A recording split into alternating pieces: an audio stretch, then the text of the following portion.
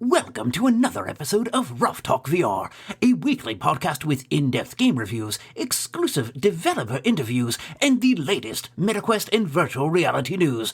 We join our hosts, the father-son team of D. Scruffles and Stratus today, as they spend another episode breaking down and discussing the world of virtual reality. Hey, welcome to this episode of Ruff Talk VR. We talked about it a little bit on social media, but the reality is not everybody follows us on social media. We're going to be doing a nightly check-in after each night at Gamescom, and then kind of combining that into a mega episode for next week. I'll disclaimer it right now and say there's the potential that tomorrow's and Fridays might be a little on the giddy side. Possibly a little slurred or silly. We have some after parties that are booked. Yeah. We did, so basically this is our second night in Germany, in Cologne, Colonia,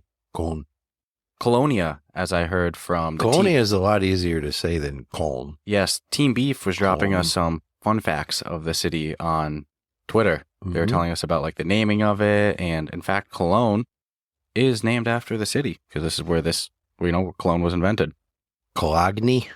That's what we used to call it. But that's not how they spell it. That's not how the Germans spell it. It's nuts that like we give... I'll bet you anything on their bottle of perfumes it says Cologne, not Cologne. Give me a hit of that Cologne. It's crazy that like countries will be like, this is the name of the country, and we go, nah, this is what we call it. But other languages do it too. Like United States of America isn't called United States of America in Portuguese. No. It's crazy. Some countries would backwards words just to make them straight, so it would be even worse, but nope. So anyway, our first day in Cologne was kind of learning the name of the city, right?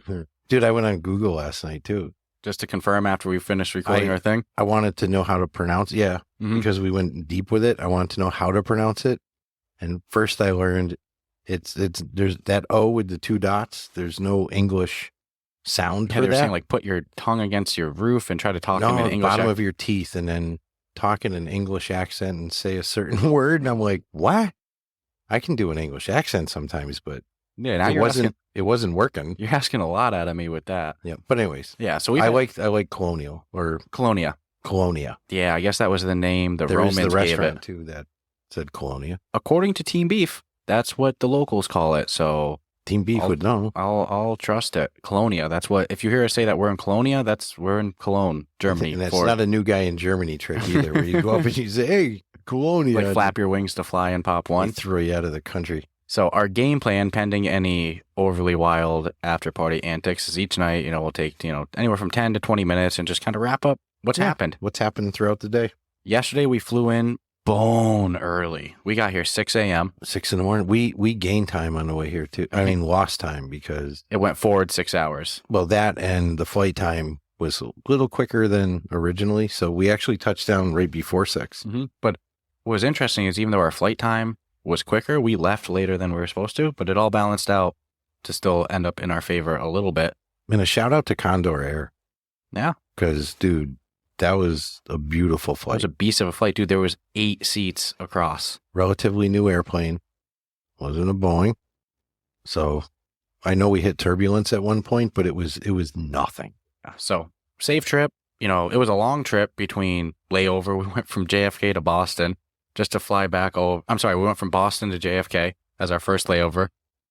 Then to just fly back over Boston to go to... I had the map up. The GPS map. Yeah, it was crazy. And I got annoyed. It was the cheapest ticket, though. The only thing that made me happier was that I saw we were flying over Mateo's neighborhood and not our neighborhood. So I'm like, at least we technically didn't. And we should say that, Gaming with Mateo, popular VR YouTuber, also longtime friend of the show at this point. Cool dude. We've seen him in PAX a couple times, 2 years in a row, and we actually flew with him all the way here to Germany. Yeah, he's in a different Airbnb. Yep. We were going to be in that Airbnb. But, we like our space. I like to poop in privacy, what can I say? I've been joking. Not that I think anybody was going to stand there to watch you. I've been joking that if I was at that Airbnb, they would all hate me after it was all said and done, and I'll leave it at that. So we got our own spot not too far from the venue. It's a nice little apartment, man. Yeah, yesterday was just settling in. Like I said, we got here at 6 a.m., checking But first off, we got up bone-ass early Sunday to fly. Get to the airport. We had to be on the road like up, packed, ready. Both of us in the car at 7 a.m., which meant 5 a.m. wake up call. And of course, I didn't sleep till 3 a.m. the night before. Correct. So we both get shit sleep. I think I maxed out at like 4:15. Neither of us slept on the plane ride. No, I can't sleep, dude. If it's business class or first class with like a seat, I'm not talking from experience, but I imagine that would be. Then you can sleep, but I can't sleep in a chair. No, I like sitting to curl up like this, all hot. And to be honest with you, the times that I did try to sleep was the longest the flight went. Like the slowest the flight went. No, of course. You know, I was getting kind of annoyed at some point because I'm like, man, I don't feel like we're ever going to get here. It felt like time was going much faster when I was awake. So I just ended up staying awake. And then we land at 6 a.m. Already been up for a whole day pretty much. And it's like. Now it's Monday morning. And we really can't sleep till 10 p.m. unless we don't want to acclimate to the Germany schedule. We contemplated a small nap, but I'm a bad napper. And I'm a great sleeper. Yeah, bad napper. I turn it into a sleep. If I get up like after an hour of sleep, I'm like shaky feeling. Yeah, no, I don't feel good. I don't feel right. The rest of my day's shot. So we just sucked it up. Look, if I'm gonna fast, I'd rather fast completely than eat a potato chip. Yeah. You know what I mean? Yeah. That potato chip's gonna mess me up a lot more. But yesterday was a brutal one on the system. It was fun though. We did a lot of walking around. The city kind of got acclimated. 17,000, just under 18,000 steps. Got real acclimated. Found some great donor. So we had donor last night. Our neighborhood is a donor place. Like we have Dunkin' Donuts in Massachusetts. Yeah, it's every street corner. And I'm not exaggerating. Which I'm not mad. There's a donor place downstairs, and there's one less than 50 feet away. Yeah, literally the building next to where we're staying is donor kebab. We can smell the wood when they do the wood in the ovens. It's so good. I love seeing that spit rotate and all the meat cook. So donors and barber shops are our most predominant businesses that I've seen in our area. Sounds like the ghetto. It's a nice looking ghetto. I'll take this ghetto over any Yeah, other this is nice. Seen. The ghettos I've seen have boards on the windows. And so, look, I have no complaints, man. You know, long flight, but that's fine. That's what flying's always going to be. Our Airbnb is beautiful. We each, sleeping nice, comfy. Got our own rooms. The city's beautiful. Rooms, a living room, a kitchen, and a bathroom. We got some donor last night, settled in, didn't go out or anything, just, hung out and walked around. Today, we woke up nice and early, acclimated more to Germany time. I'm done. Now we're here. I got a fat 82 sleep score, which normally I'm a 68 to 70 something. So for me to get better sleep than I've gotten, if I was scrolling back, I'm like, when was the last time I got an 80 anything? And I'm like, it's over a month. So I feel great. And from there, we have a mall right across from us too, so we were able to get all of our major supplies. And then Cone Arcaden. Yeah. Which one would think is an arcade. No. But arcades are obviously not called arcades. No. Or maybe they are called arcades, but then Arcade Inn is a mall. But it does, I remember looking at it like, damn, that's a big ass mall. Dude, I'll tell you this, from an economy standpoint, and I'm not too familiar with all the nuts and bolts of if they've got any suffrage going on, but just from what I'm seeing outside my window at this mall, from open to close, like that mall's going to open, people are going to start walking out with bags. Like they're already in there pre-shopping. We've been in there a couple times already too. Some good stores, dude. And then today we checked out the cathedral in town, which is freaking badass. It's one of the major tourist spots of Germany, I guess. 6 million people a year will take the journey to go into that cathedral, which was free to walk through. Yeah, you can go into the cathedral part. And then they had like a secondary treasury room in the basement with a bunch of gold and just cool stuff. Much gold. So you had to pay to go into that. So we went and checked that. I was like €8. Really wasn't bad. And we were kind of on the fence, and then it hit the point of like, dude, don't want to go home and say that we cheaped out on €6, €8, whatever. I've been working on this thing for 600 freaking years. Dude, 600 years. The gothicness of the building is like gargoyles on the outside. But I would recommend, if you Google Cathedral in Cologne, it's the only one that's going to show up, and look for all the Gothic work on that. It is insane. Regardless of any beliefs and stuff, it's just immense appreciation for the architecture in there, the artwork. Like, that was beautiful. Well, my attitude was you could be a non-believer, but if you were back in time and saw that structure being built at that scale, you are an instant believer in whatever they tell you, because it's one thing to build something out of stone and shit. It's another to have that kind of detail on it. Well, dude, I can't imagine living back then and seeing that being built. 600 years, dude. That's older than our country. It was in different. If you look at the time periods it was built in, it was like these blocks, and now they're restoring it. Yeah, now we're in a building restoration, so it's still being continued. So it's been 600. America's not 600 years old. But anyway, it was a wicked cool building to check out, without a doubt. I mean, I went in like, nah, I heard some people were going to it. I was It's church, huh? Yeah, whatever. But I was genuinely impressed. Church you can see from 5 miles away. It's a church. So that was really cool. Cathedral. And then tomorrow, Gamescom actually kicks off for us. Tomorrow, we're going to be in the convention, playing games, talking to developers, hanging out at the Home of XR mega booth. That sounds like it's going to be amazing. From day one, it sounded like it's going to be amazing. Now we're just going to see it with our own, with me own eyes. We've seen pictures of the layout. Looks like there's some lounge area, which means, I've heard Gamescom is huge. That means I'm plopping my ass down on that couch and just waiting for the people to come in, and I'll slowly talk with them. That lounge sounds like the place to be. We do have a pretty solid schedule. I will not mention anything that's on it. No, but we're booked solid. We have a pretty booked solid. Friday schedule is 9 to 5 nonstop.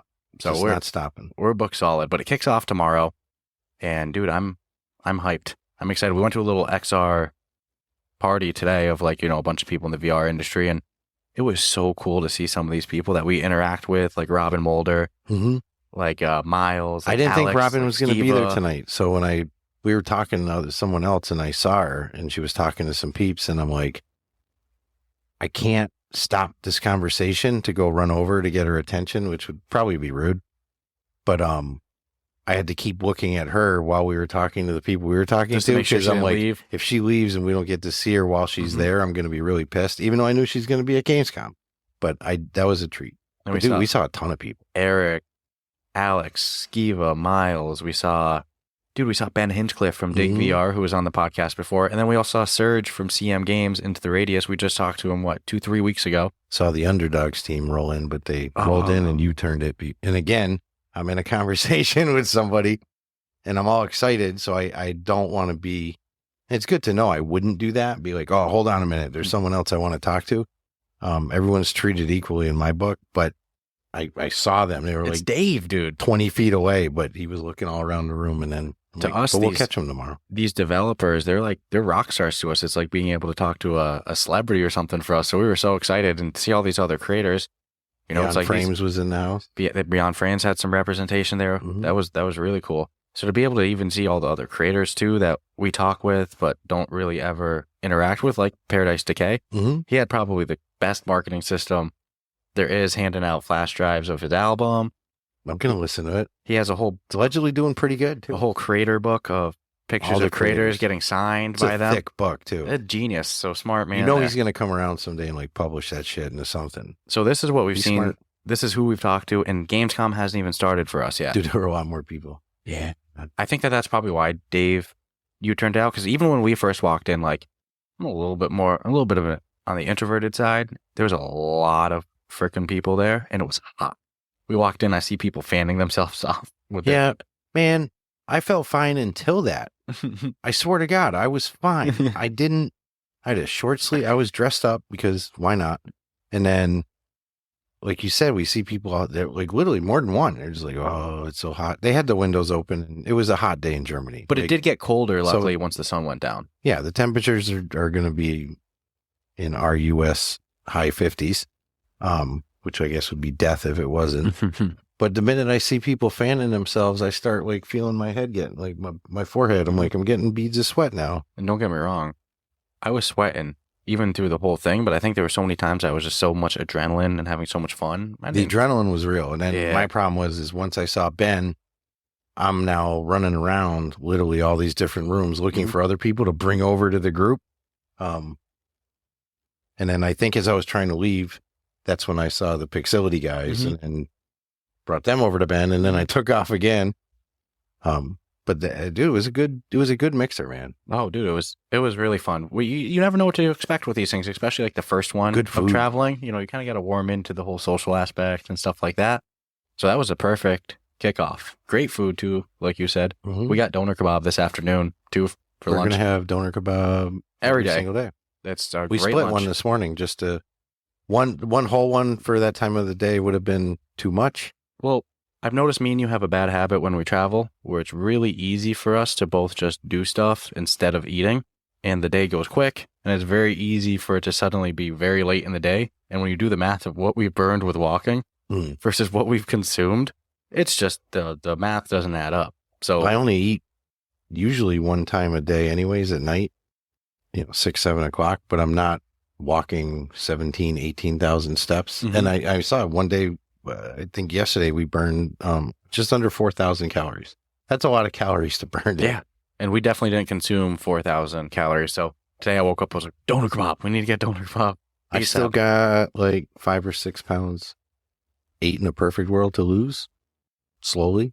So I'm not upset about this. Well, doner kebab's a good one to consume because it's not something that like, dude, quality protein, vegetables, and carbohydrates. It's the most balanced meal you're ever going to get. Dude, it's perfect. And a nice, the thin wrap that they use with and the sauce that they're using is it's got just the perfect amount of like heat, like spice, and flavor. They'll put like a little garlicky mayo paste something in there, and it's so good too. They do a great job. No, I love a good shawarma. They're a chain too, man. We're eating at a chain restaurant. I don't know if it's a chain. They at least have 2 locations. One says their name, and the other one says their name to go. So it's like I kind of wonder if they literally only have one location and another, but I'll Google it right after because now I'm wondering. And they're like freaking good, less than a mile away from each other. Yeah, that's the most city thing, you know. Put a second location half a mile away. Yeah. Yep. But the thing is, like you said, there's a donor on every street corner. It's not really a problem. No, it's not a lie. Someone wants to Google how many donor shops in Cologne, and you're probably going to be amazed. And we have an early day tomorrow. It's just past midnight right now, so I think we got to get to bed in just a moment. But that's going to happen. Yeah, that's what we were saying when we were leaving. It was like 11 o'clock, 11:20, and we were like, how are we going to go to bed? We just saw all these people. That's the problem. We're all smiling, hugging, getting excited to see each other, and it's genuine excitement. I would think that we would be more excited to see them, but there were some incidents where it seemed like they were more excited to see us. And I'm like, how is this a thing? You guys are the ones doing all the hard work in the industry. I think it was Robin who was saying tonight, like it's a harmonic relationship. Absolutely. Or symbolic. She used a word that might have actually gone over my head. But it's a relationship that both parties can get along with. So it's like, I can see now why, like, we see people like, oh my God, I can't believe you're here. And then people coming up to us going, oh my God, I can't believe you're here. And even Serge from Into the Radius was saying, he was like, dude, I listen to you guys all the time. Awesome. I see you on the TV. Now you're in front of me. You're much bigger in person than on the little phone screen. I hope so. Dude, I'm only 5'8", so I mean, fuck. At least he wasn't like, hey, not as tall as I thought you'd be. You look taller on TV. But no, he was wicked cool. I'm not 5'8", so if I feel shorter, it's okay. Always love seeing Skiva in person. I love Skiva. At this point, we've seen Skiva a good handful of times in person, and I didn't realize this was our first time seeing Alex in person. We'd never seen Alex in person before. Nope. We've seen Miles 3 different times, 3 different countries. Miles, who covers a lot of PSVR stuff. Miles is, when we met him in Boston. Yeah, you were like, he's a genuinely good dude. You know what? I go, there's something about that guy. I'm like, I don't know what it is. I don't know him, right? We literally talked for 15, 20 minutes. I'm like, there's just something about this guy, man. He's cool. And even when we came home, I kept bringing him up. I'm like, I guess I was on the Miles fan club at that point, even though I wasn't following him on social media. I was just like, you can tell when somebody's a good soul. Yeah. It's like Tribe. We saw Tribe too. How did I not bring that up? Tribe Grey Wolf and his wife. I went up to Tribe and I said, I want a hug, man. You give the best hugs. Give me a hug, man. Tribe's awesome. Then of course, Mateo was there. His wife's there. We saw Rise the King, who's Tribe travels with his wife, which kind of makes it even cooler. Yeah, they're both cool people. They're both cool people. They're really cool. Just 2 genuinely It wouldn't even be bad if like one wasn't a cool person, because the other side would make up for it.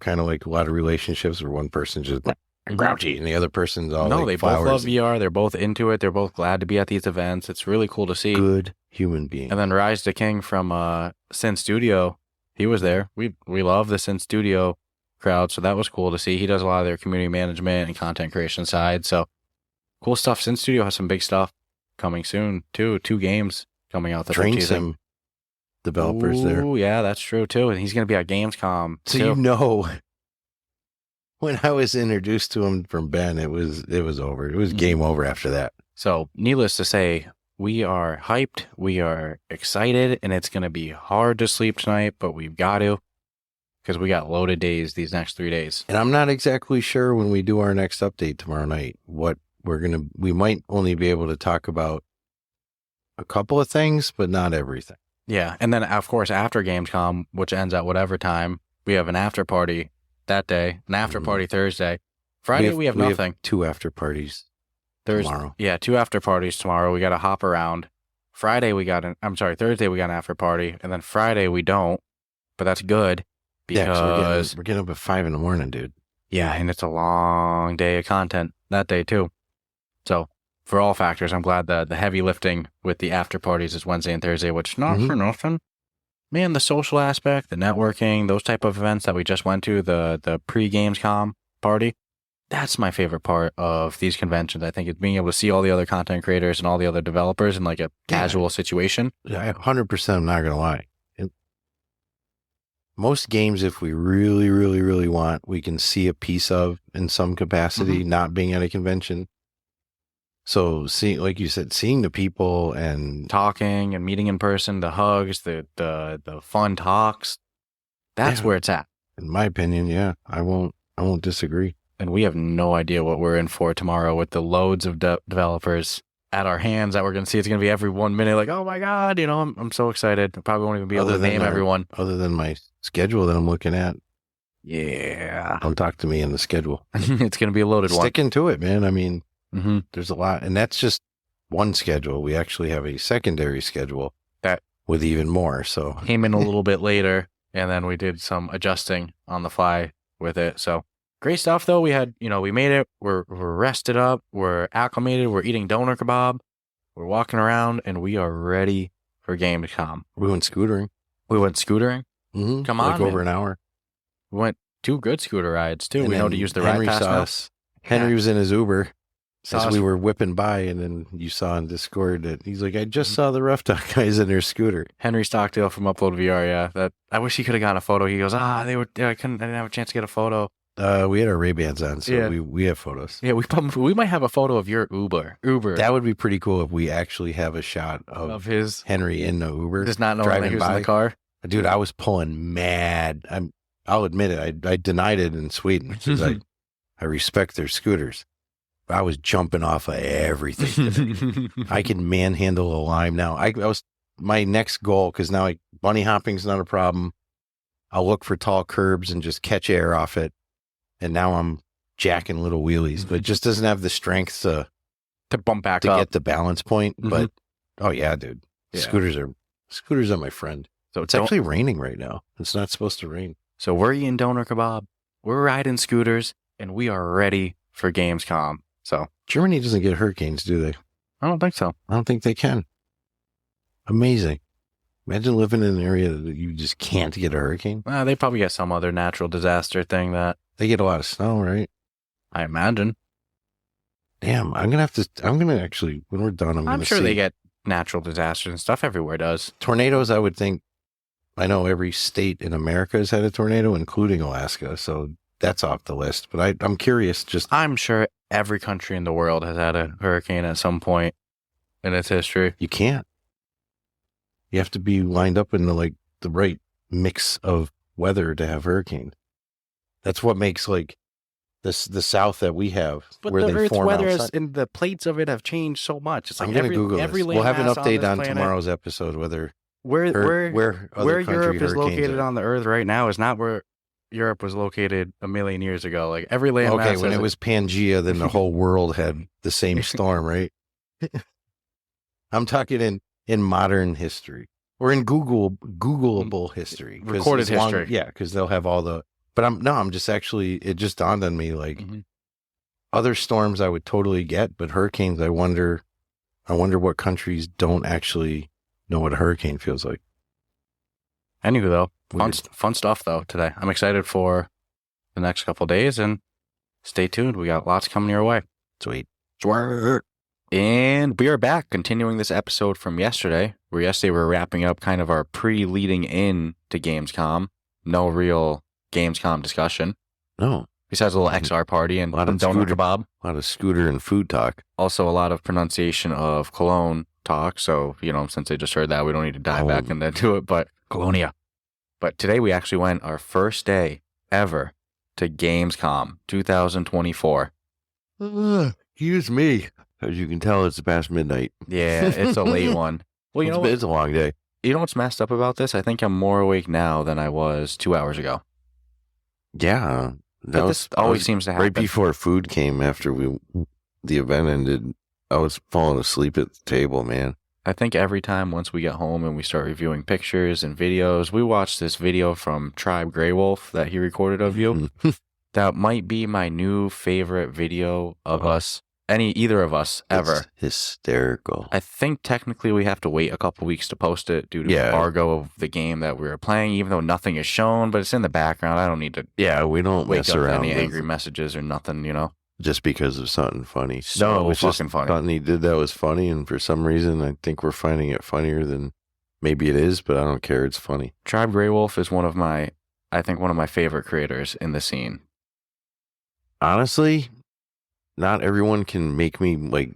If you look at that video, it's like it's genuine laughter. I'm laughing, man. It's like few people can hit me like that, but sometimes he'll just bust out and say the funniest stuff. It's the perfect timing of it, and you guys kind of got like the same sense of humor. Yeah. So you can tell you guys start to like bounce off each other real good with it. Yeah, he's funny. So I mean, dude, him and his wife though, they're both like some of the most amazing people. If you ever meet them, you know on sight, like, wow, that's a genuine human being, genuinely good people. Soul. Yeah, I like the word soul. Yeah, good soul. And there's a couple of people we've met throughout this that are like that, like Paul Sobjek, whatever his last name is, since I'm not good at pronunciation. Paul from Spectral Games, the studio behind Medieval Dynasty VR. We caught up with him a bit today and just talked, Which I recorded, just had some fun. How many people came up to us today? Dude. Keeping in mind that we were walking around and we were on a mission to go somewhere and it got majorly sidetracked. Well, it's important to say that in our mind, like, we're not like, we're somebody, we're people. Like, we're kind of more just, we're nobodies. We're just dudes. We're just dudes doing a thing, right? Dudes on the mic, G. So it's like to walk into a room and not be able to make it across the room to talk to the person that you're going to go talk to because 5 or 6 people have come up to you. Yeah. Developers that you consider to be rock stars and like genuinely excited. Man, it's like, it's trippy. I honestly, the common theme is just the appreciation. Mutual. And the community's small, it's tight, and everyone's grateful and appreciative. And it's cool when, like you said, I mean, these are very busy people burning on both ends, but the appreciation it's undeniable. So yeah, we saw Ben from Big VR. Yeah, that was awesome. Every name we're going to mention, these are all amazing people. So I don't want to say like,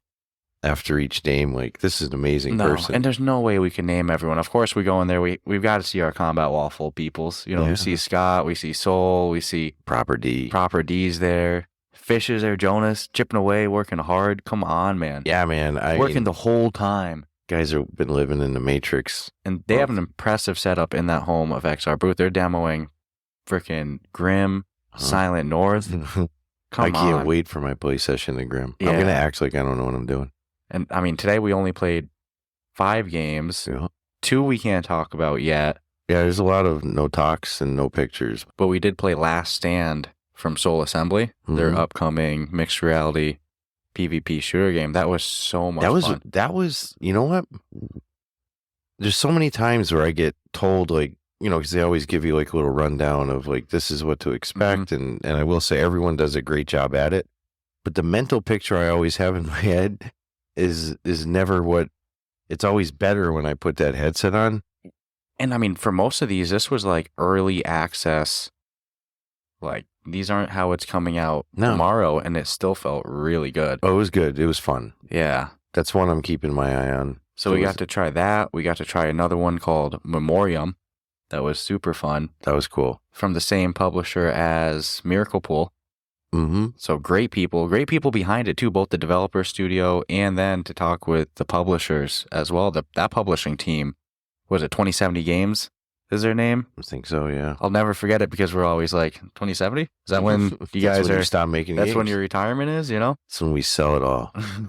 But they were wicked cool people. And so was the development team behind Memoreum. They were like some of the most personal people. Yeah. Of course, we caught them fresh and early. So like that helps. Anybody you see at 10 a.m. is going to have a lot more pep in their step. They might be a little different at 5. And understandably, right? Yeah, no, the sound guy was there who did a lot of the noises and sounds you hear. I think they said they're using 10 voice actors in the game, one of which was on premise, but he's also, I think, one of the developers. Just happens to have a good voice for voice acting. And again, really high energy, good people. They were very positive. The publishing team, Pat, Mike, they're freaking awesome.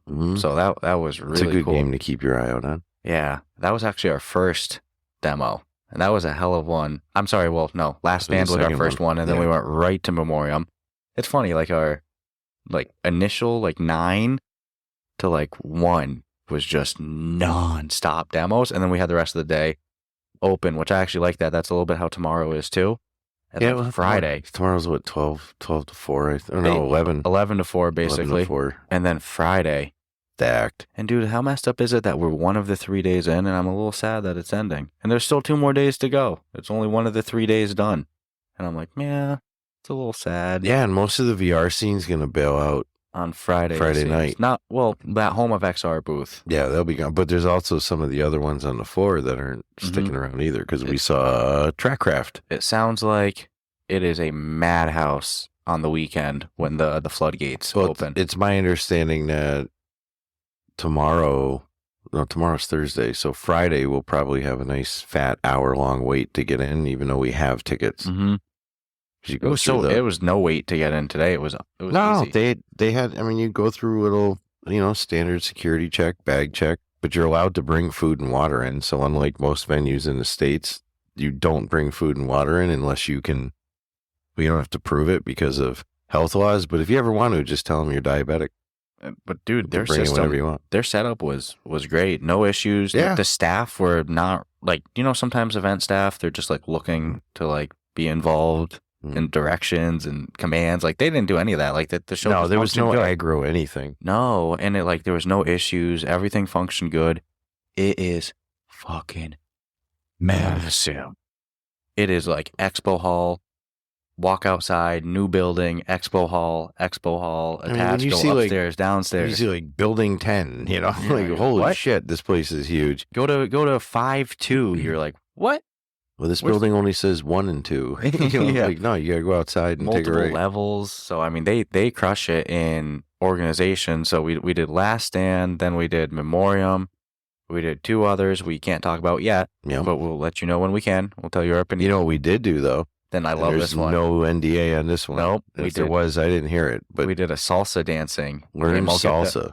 Is that the name of it? No, I'm just saying you can. Yeah, let me pull up the actual name of it because they crushed it. But it is an actual. It's called Dance Reality. Yeah, they use 2 professional salsa dancers who were actually on premise, which made it a little intimidating because I'm not a salsa dancer.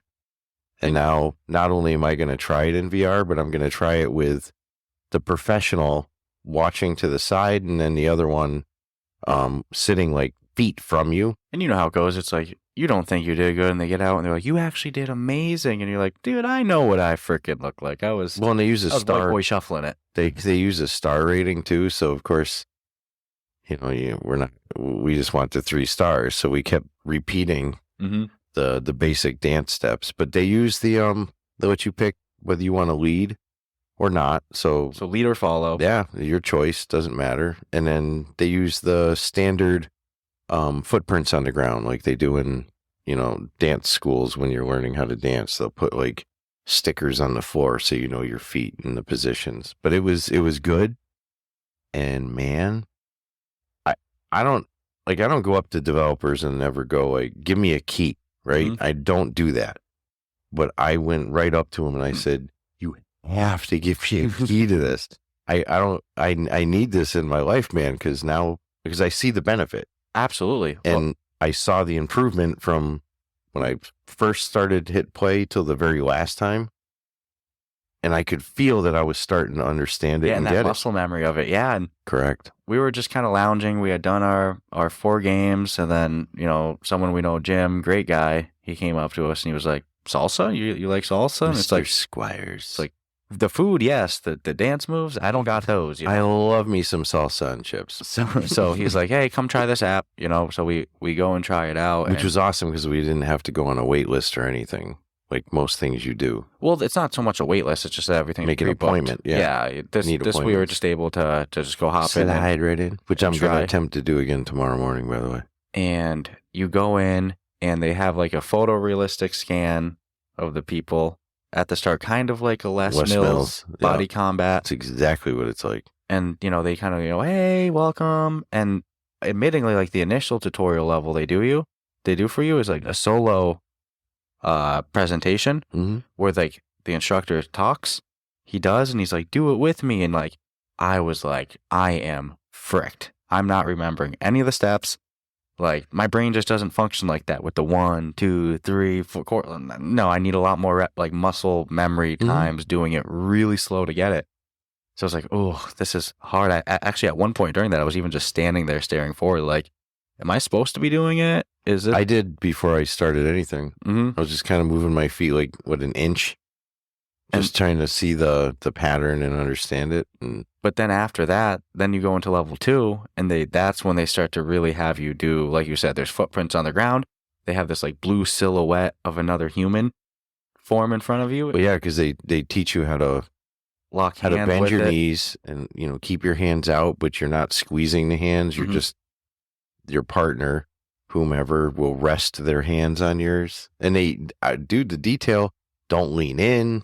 Don't be pulling the hands back and forth. But they teach you how to like swing the hands a little. And yeah, but he was saying don't swing the hands. no, not like a big jerking thing. Yep. There's the natural little correct salsa swing, I'll call it. So it's like they have like the 7-step tempo at the bottom where it's like 1, 2, 3, 4. And, you know, each number is a specific step. Yeah. So at first it has you go kind of slower with the partner. You know, you guys are locking hands, not a real person. Like I said, it's a blue silhouette. And, you know, you step forward, the silhouette matches with you, and you do the whole routine. And then at the end, it gives you a 1 to 100% grading in 3 different categories. It's like accuracy. I think tempo was the other one. And then No, I'm not sold on tempo.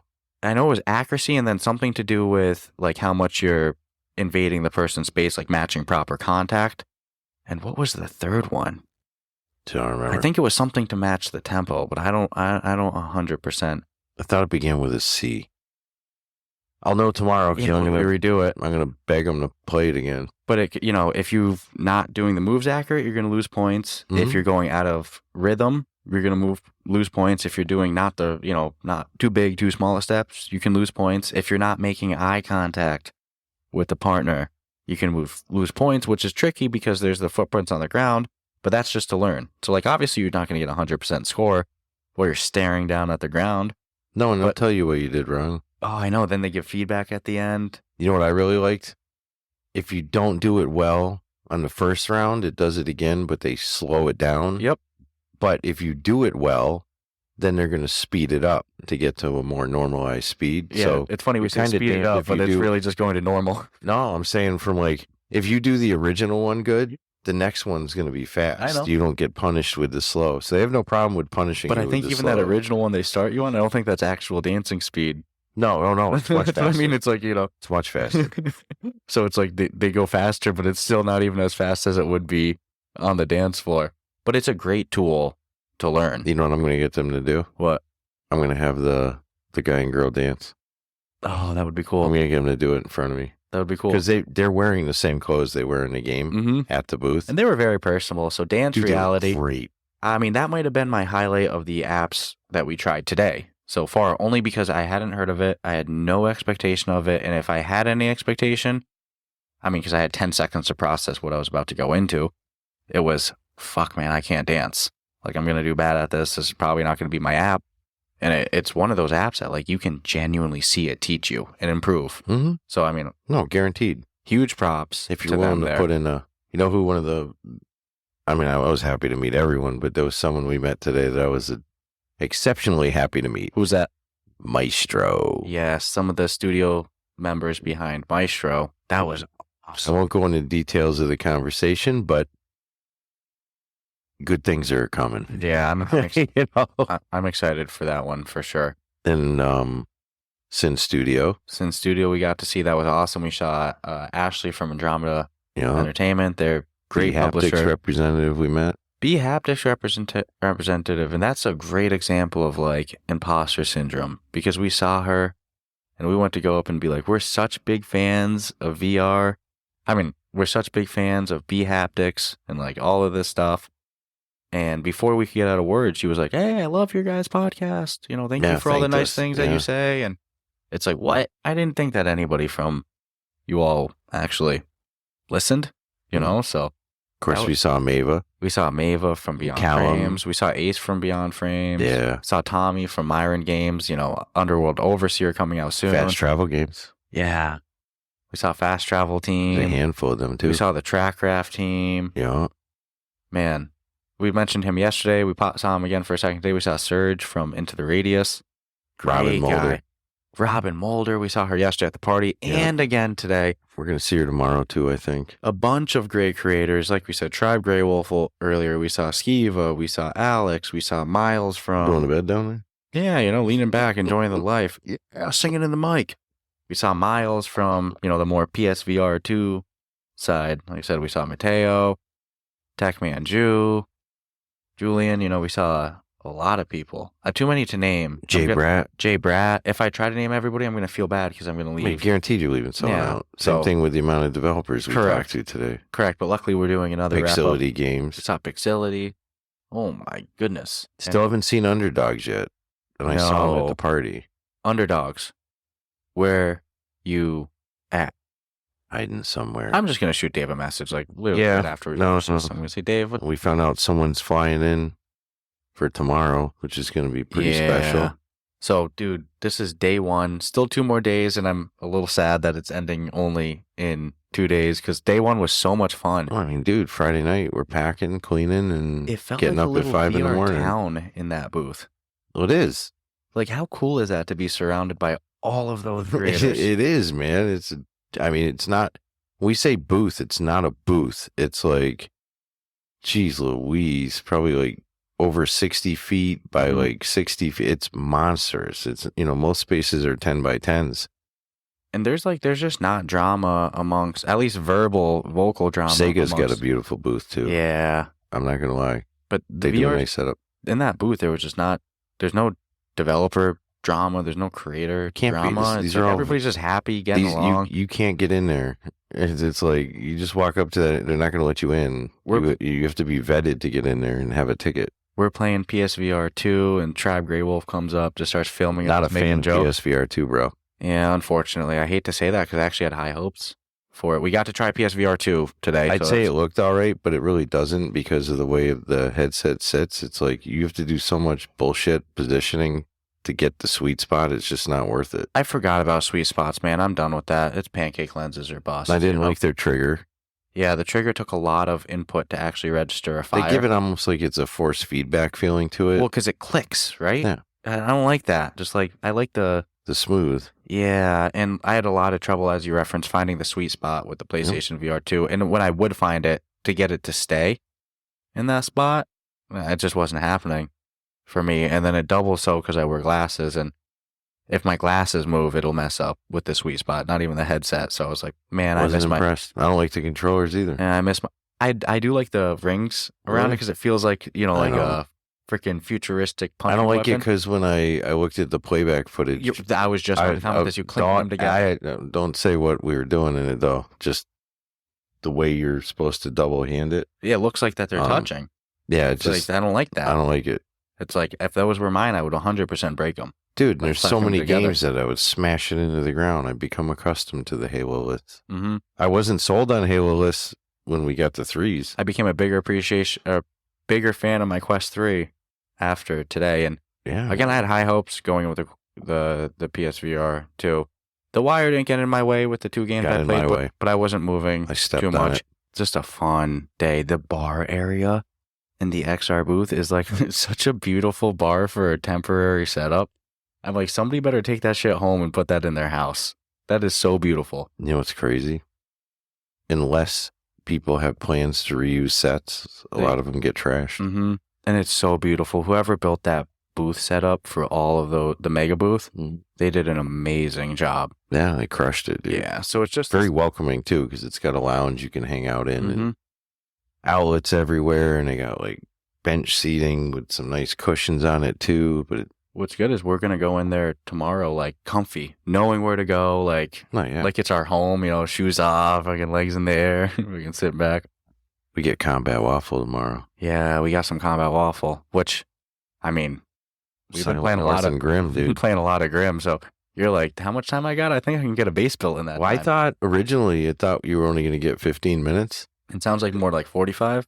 Yeah, 20 to 40, depending. So in 40 minutes in Grim, I'm giving you a base. Yeah. And I'm going to put it as close to the entrance as it'll let me build. That your base isn't still My up. base is gone. And you wanted... it wouldn't matter because there's a wipe Thursday anyways, right? Yeah, but then you would have been able to see it tomorrow at least. Yeah, I wanted to feed it. Go in there.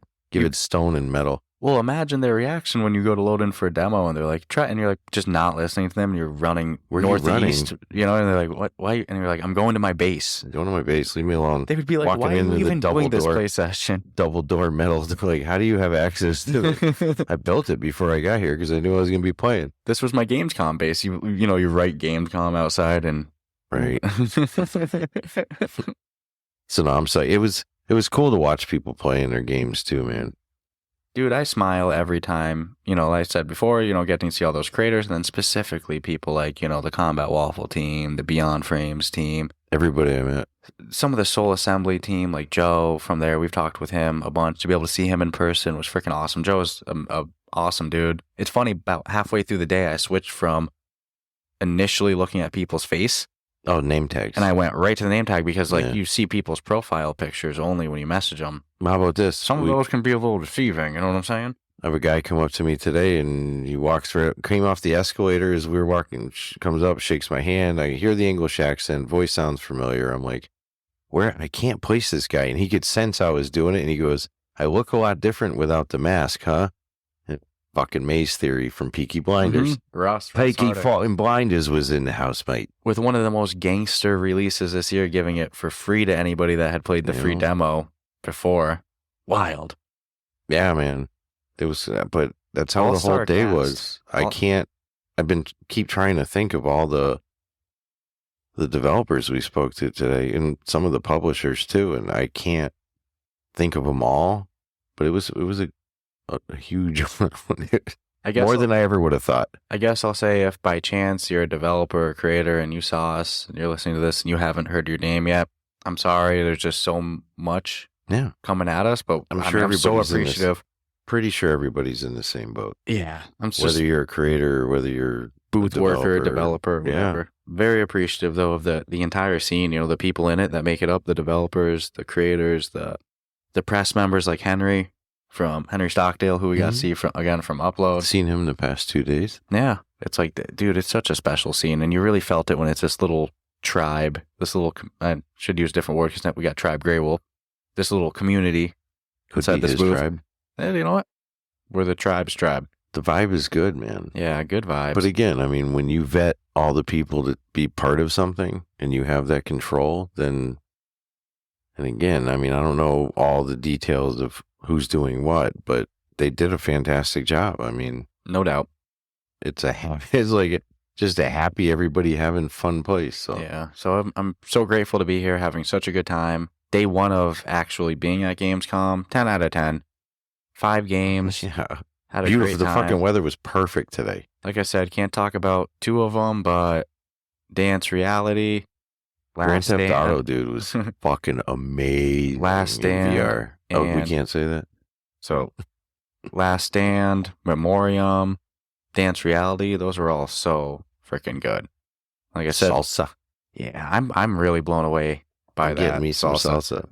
And we might even be able to do a little something special with that game. So we'll see what happens with that. So great stuff on day 1. So much more great stuff to come on day 2 and day 3.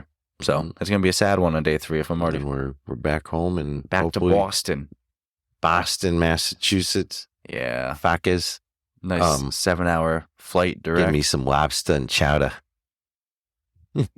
I'm not looking forward to hearing that accent when I get home, and I hate to say that because I live in the state, but we live in the non-slangy side. It's funny how adaptable we are. We're like, nah, I live in Germany right now. You know, that's like my brain. Right? Well, that's how Sweden felt too. Every place I ever go, if it's just a vacation or... It's like, I could live here, is usually what I end up thinking. Yeah.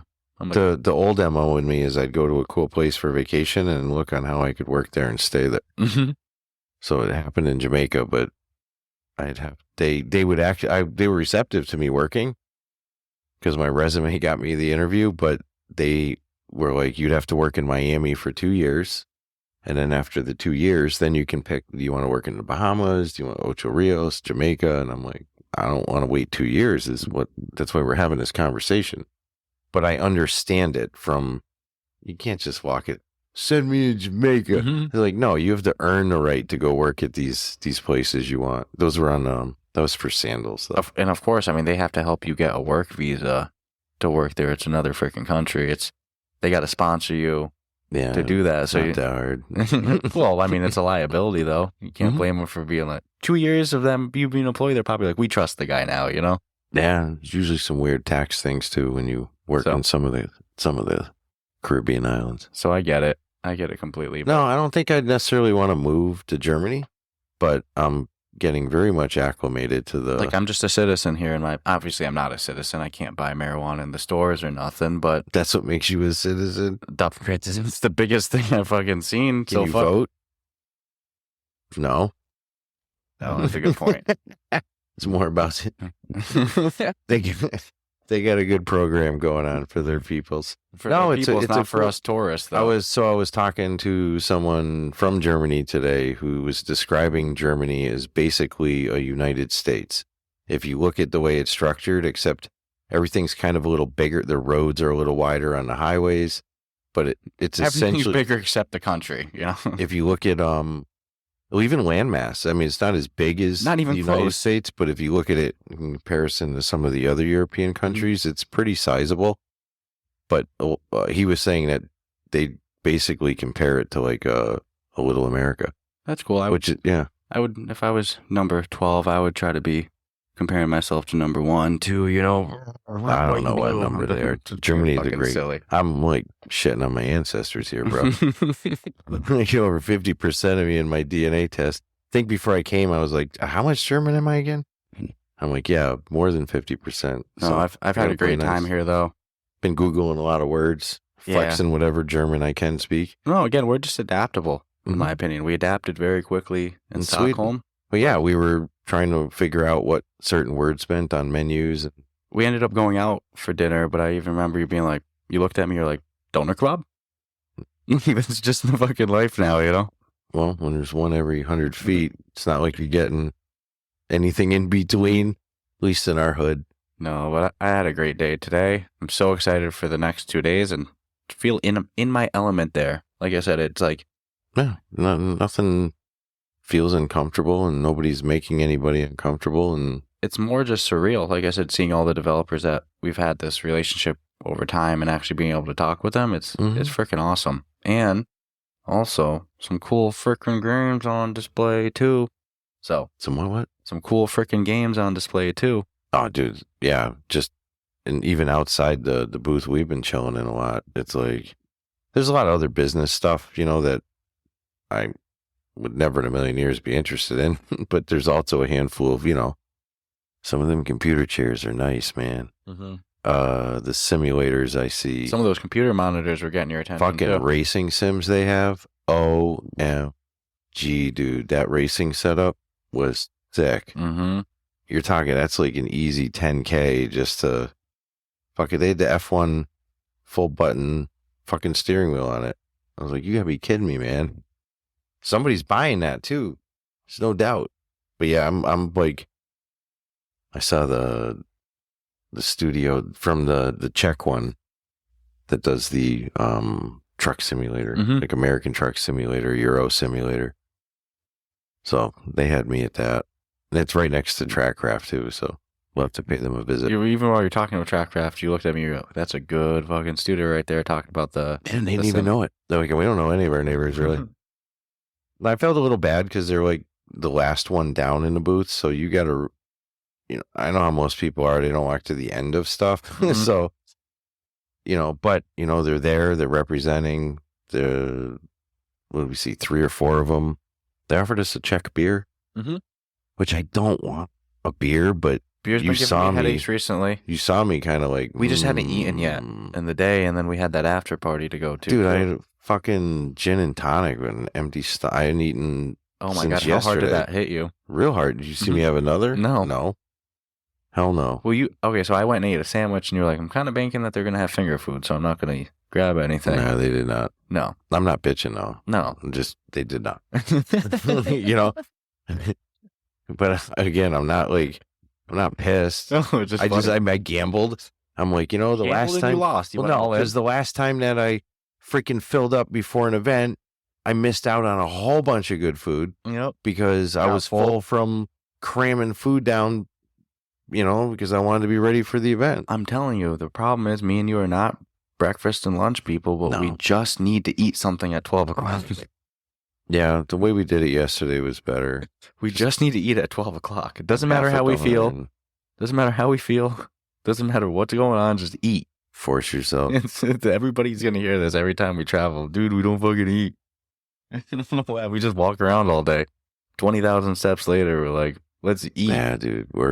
At dinner, we were already at like 4,100 calories. So I don't even know where we're at now because we did a lot of walking after that too. Yeah, we'll iron out a convention dietary schedule is what we'll do. Yeah, it's called walk and drink water. Water and walk. It's the WW schedule. Yeah, I'm excited for who else we see tomorrow, though. Yeah, I think Ben Hinchcliffe, we're coming for you. We're gonna find you. Nick. We're gonna find you. Nick, get my train fired up because this guy's driving a train. That's right. I will be in a perfect world trying Train Simulator, and I can talk about it. So hopefully, stay tuned. Hopefully, I get to actually get my paws on it. Like I said, 5 today. Only can talk about 3 for now, but you'll be hearing about the other 2 in the future, and then many more games. Friday, the list is huge, but I don't know how many of them we can even talk about. I don't think Friday has any embargoes on them.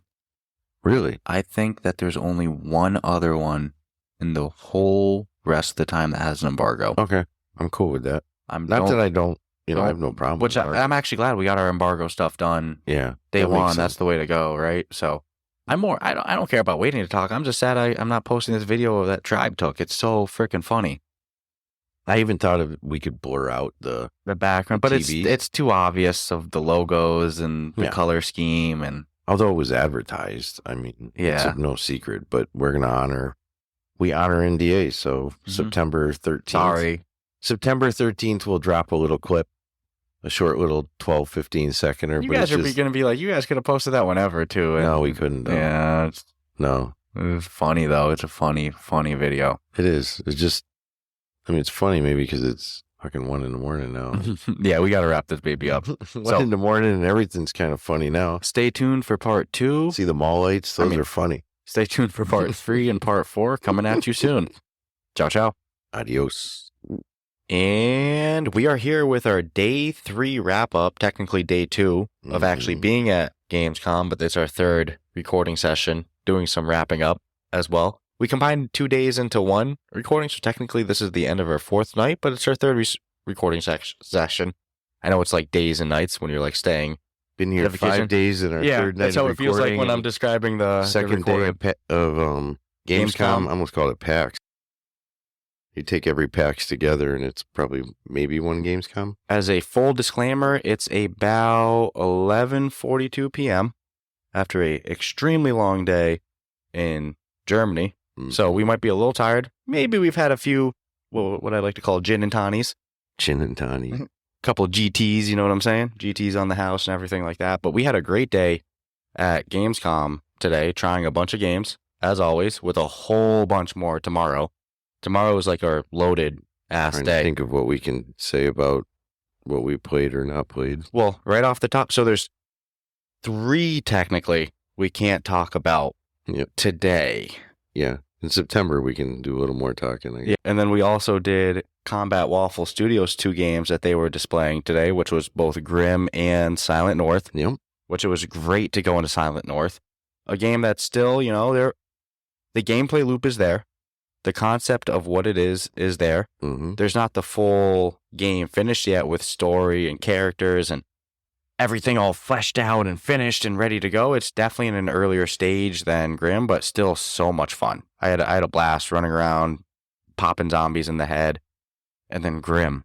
We went into Grim like fucking experts.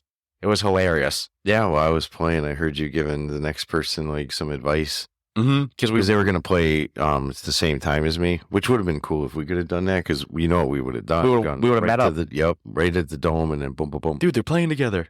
But I built a base. Yeah. In my time. I think you might be the only dude in the whole demo to have built a base.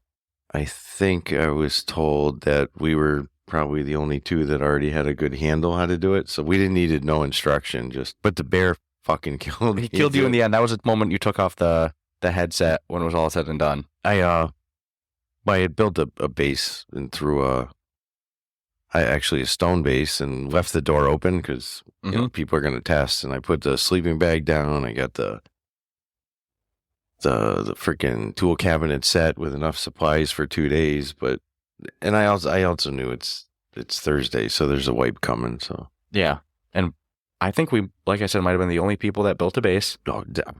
If you watch, Combat Waffle is doing a great job managing their booth. You'll see them when they're playing when somebody it's their first time in Grim, which is 99.9% of players. They're really teaching them, here's what you do, here's what you do.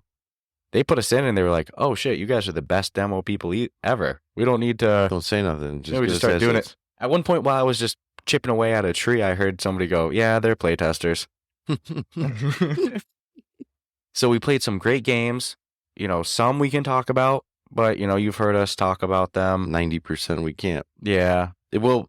And what's cool is when the time comes where we can, it's like we'll still obviously have. I do think we were allowed to say that we did visit somebody's booth. We just can't talk about what was done there. I remember them saying, because we were allowed to take a picture, and they said, oh, you can say you visit our booth. That's no problem. Yes. So we did visit the Alchemy Labs booth. Yep. What went down there?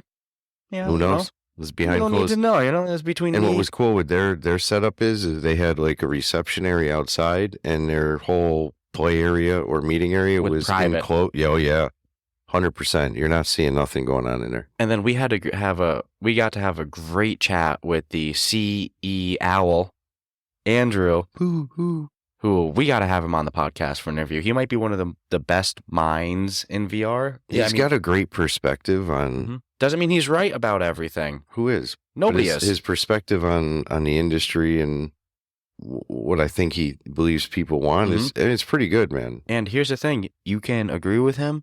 You can disagree with him. Look at the results. Yeah, I was going to say. It's one of those things. Look who has the top selling apps on the store. Agree or disagree, but if you can't do it better, then he's right. Yeah. You know what I'm saying? And honestly, it was I honestly, what we were talking about today, I don't disagree at all. No, I mean, I agreed with everything he said. Mm-hmm. And he has it was just really fun to talk game philosophy and VR game philosophy. So I would love to have him on, not even to hype up anything. Of course, that's the time that they're going to take the time to come on, but just as an overall, he's actually the type I think he would come on just to talk VR next philosophy. Week if the schedule. Him and Doug North Cook on at the same time. That would be a fun one to talk some VR philosophy, just planting those seeds as well too. So today is our most secretive day. Tomorrow, I don't think there's any embargo on anything. So tomorrow is our day that we start 9 a.m. and finish pretty much 5 p.m. in 45-minute blocks the whole way through with really not too much of a break after that. So that one we can talk about a lot tomorrow, but I can say, man, there's some great stuff coming to the VR industry in 2024. Well, and, 2025 and coming in the works. Since the majority of this stuff I kind of knew and I had even posted that, we're going to have so many interviews and such. And it's like, we did one interview. Yeah. It's difficult when a lot of the stuff that you're looking at is currently under embargo or, to even see it, you're signing an NDA or you're agreeing to it. So, and as we talk about, we're overly cautious as well too. So we greatly respect developers' marketing plan. I respect it more when they hand me that piece of paper to sign my name on. You know what I'm saying? It's like, all right, I think at one point there was a little issue with one of them, and I was like, I do solemnly swear to keep my mouth shut.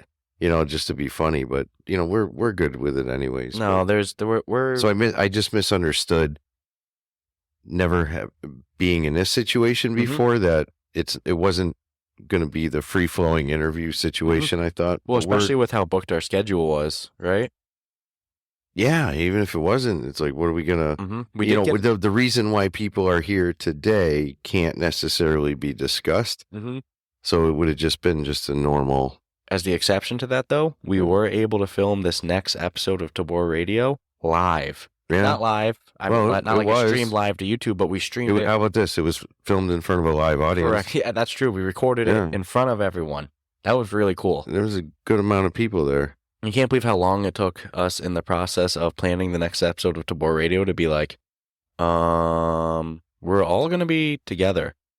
Well, it's just we won't say who the next hour. guest is. You'll find out on the episode at Tabor Radio. But maybe the best one yet, too. That's the reason why we ended up doing it this way. But as it turned out, it was ideal. Yeah, it was perfect. Ideal. It was strange to do it in front of a large audience. And I'm not saying people were sitting in like chairs watching us, but it's like... It's a different vibe. All the tables straight across... We're going to start to turn and watch. Come on, you got people talking on a mic. And I'm looking at the faces at the tables and knowing who they are. And I'm like, it's pretty much all the best creators you'd ever want around. And then you've got the developers and you got publishers and you got people, I don't know, standing there taking photographs. And what a unique little village we had of just VR specific, just only developers and creators. Just the vibes and the energy was so freaking awesome today. Mrs. Greywolf took some great photos of us during the podcast. And I know I saw a couple of other people, but I think it was just for them because it was happening. Serious, I think we talked about them in our last recording session earlier that like played earlier in this episode, the one that we did yesterday or the day before. But I swear every time, 30 minutes ago for the people listening to this, I feel like every time we meet them, it's like, man, I like it validates that they're just genuine, real people.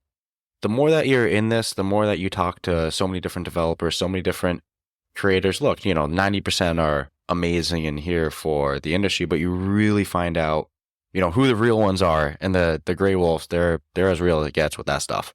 Just genuinely good people. Yeah, there's nothing fake about them or put on and I mean, if you're ever in a place and they're going to be there, go out of your way to meet them. Yeah. For real, they go to a lot of different events and such, and they can get you to laugh in a way that, like, I know you don't laugh like that unless you really like somebody. And you can't... I'm not a spiritual person, but it's like, I feel the vibe from human beings, and it's like, I can sense an asshole when I see one. I'm sense not a good person wrong. when you see one.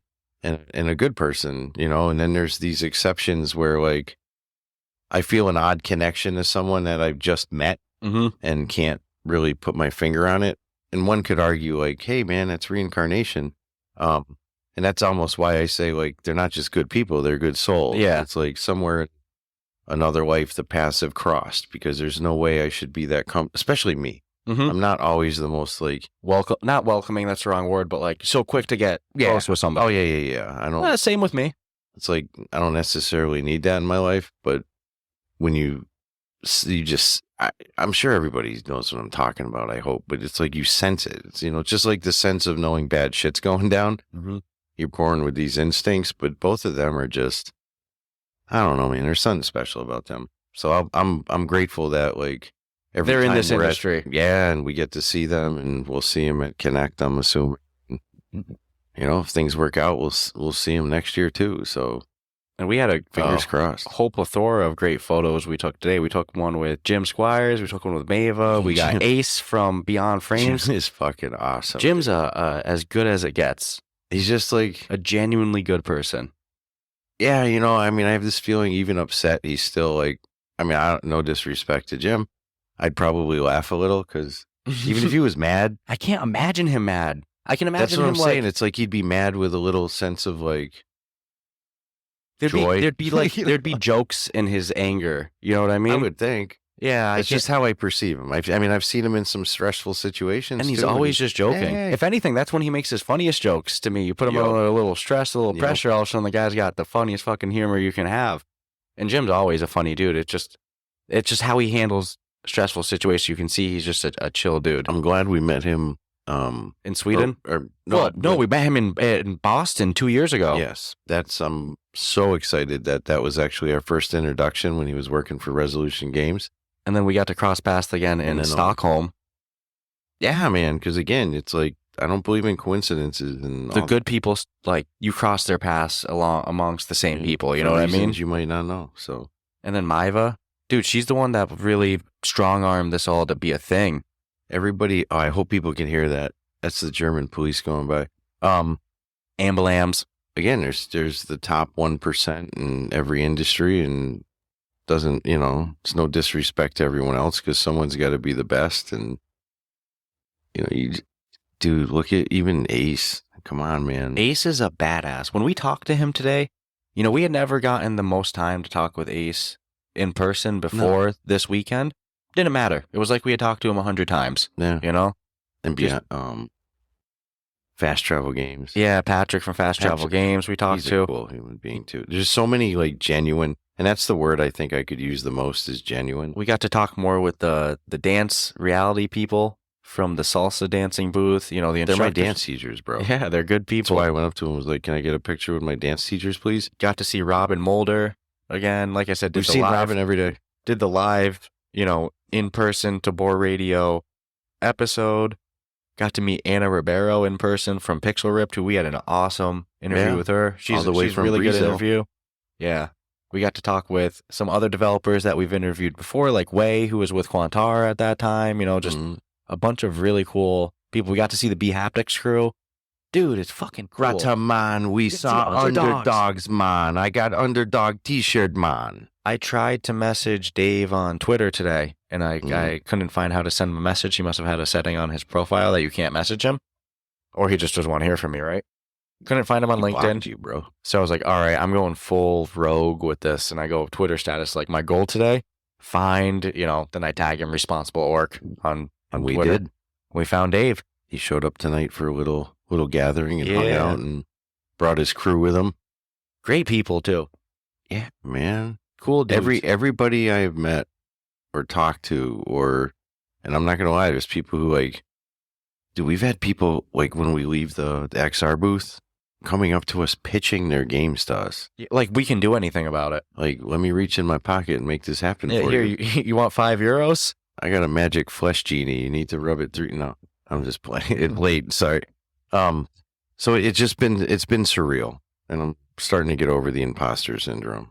I'm just going to accept it for what it is. It's trippy, we started people this like us, and that's a good thing. I always joke we're just two dirtbags from the East Coast, we Uncle Vinny out here, we started this just having some fun, father and son, and the fact that this has led us to different countries is pretty trippy. And huge shout out to everyone that organized the home of XR booth. We shout out Maiva, but of course there's more people at play. She's the one leading it, but there's a lot of people that all go into play. She's the charge part of it. Correct. She's the one that really had the idea and really strong, she has the know-how and ability and willingness to make it happen. And she knows the people that would contribute and make it happen. And I'll assume we're there because of those great people. I was going to say thank you so much to those people that created this, that made this a thing, all the people that... Every single person there. Yeah. I'll assume they had something to do with it, whether they knew it or not. How's that? We're there because of the people behind the Home to XR booth. Not because of us, not because we bought the tickets ourselves, not because we saved up pennies every day. We're not there because of, this person or this. We're there because of the Home of XR booth brought us out. So huge shout out to all of those people that really made that a reality. I have a dream now, and I even said it, so it's no secret to Maiva, but my dream, and it's a terrible dream for her because it just means more nightmarish work, but this booth was so successful in my opinion, and I don't know anything other than what I've seen, that I'd love to see the ones who weren't in it, but who were there, like Alchemy Labs, start sending the emails come next Wednesday morning and be like, hey, if you're doing that next year, we'd love to be part of it, and push it to the point where that whole floor, which was 2-1, will be nothing but VR. And, there were some great demos that unfortunately we're not going to have the opportunity to try out for one reason or another. Like, you're going to see people talking about trying Batman due to it not being involved with the Home to XR booth, and due to, those not being the people that, put it all together. Maybe we didn't have the opportunity to check out, but if it was in the Home of XR booth, we got the love and appreciation from there. You know what I like too is the politician who came. I can't remember if he's a German parliament or he didn't come to the XR booth. He came to the dragon. You're riding the dragon. Oh, I didn't see that.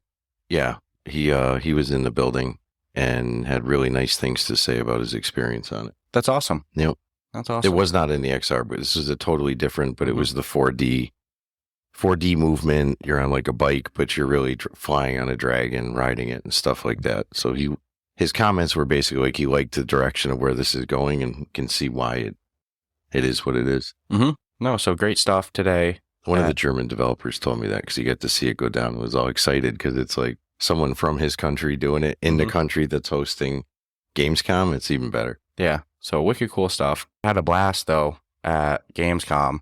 It's been a great first ever time being here. I hope to do it again. I really do. But I mean, selfishly, I'd like to do them all.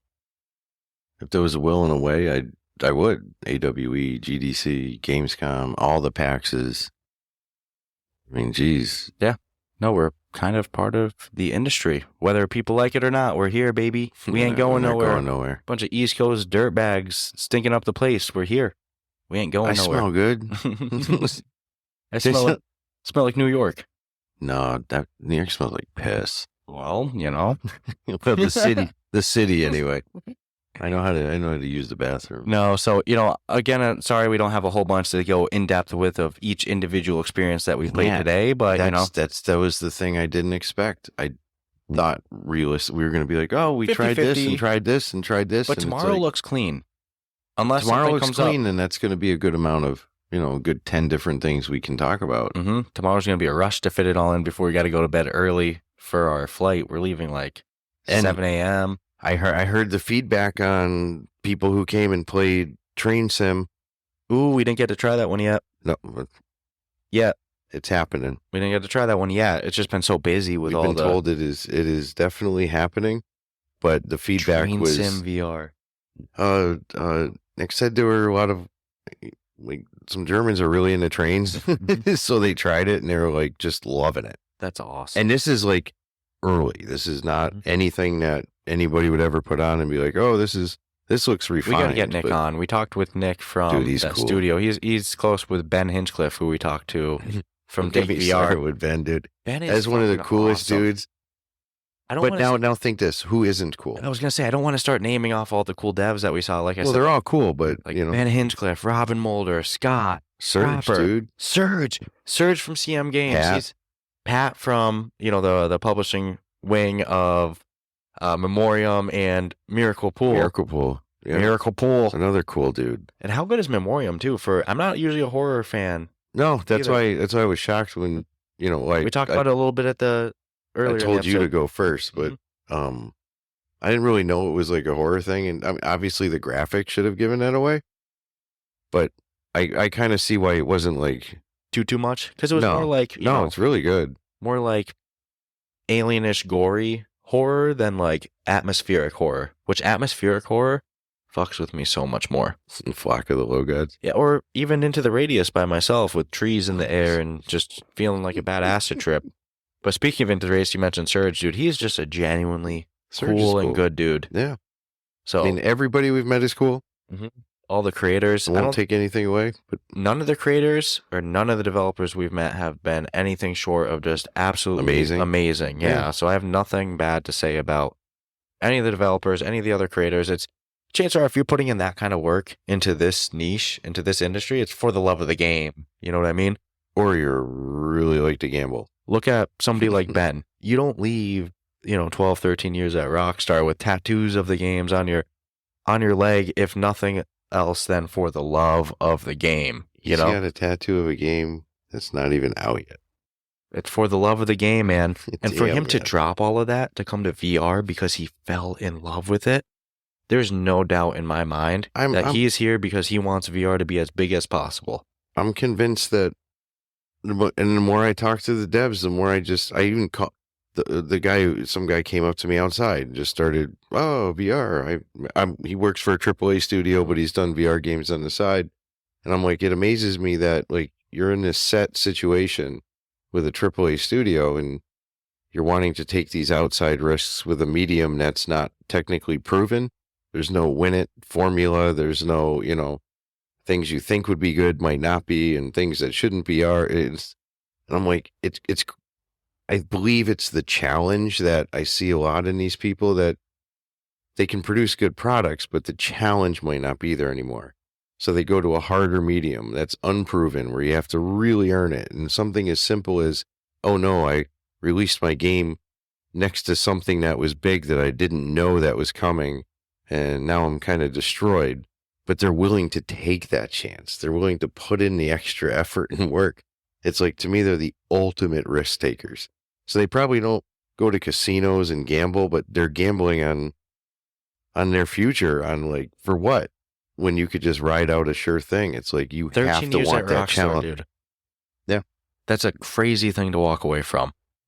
You don't do that, like I said, unless you're in it for the love. I think that extends to everyone. Yeah, we say that a lot, and I don't personally have examples, and I know the industry probably has some. Well, we know stories. We've heard stories, but every person we've spoken to in 3.5 years, I've never walked away thinking like, I think they're just in it for the money. Look, or they're trying to be in it for the money. If you hear their name come out of her mouth, it's because they're good people. Like people like Mateo that we flew with, people like Tribe. All those people is because they've given us the time. Ben, Scott, the whole Combat Waffle team, Mava, Ace, all of them. They deserve and too many to name. I don't even want to name people. I was like, you're going down a dangerous road. No, because you're going to leave people out. Like I said, you're going to leave a ton of people out. And I've met so many new people as well that I've never, it's crazy. I never knew even existed. I need to go through pictures, dude. Yeah. I mean, the one thing we do have is a lot of pictures of people we did meet, and try to get a photo when we could. There's some people we couldn't because, they're already gone, or they were just here for a day. There's people who flew in just for the day and then left. And so at least we have some of the pictures that I know you're posting on socials and such. So you can at least see some of it. I'll let everybody know too, if this wasn't the case too, like we would go full scorched earth, like we don't bullshit. If we're not happy, we'll fucking Scarface that, go down shooting, so if things ever change, if we don't feel that way, you'll know, but we totally love it. Change the dynamic of our show, but yeah. I honestly, knowing how we really are with some things too, it's like, it's awesome that we have taken that stance that if we don't believe in it and we don't like it, we don't like you, we're not going to talk about it.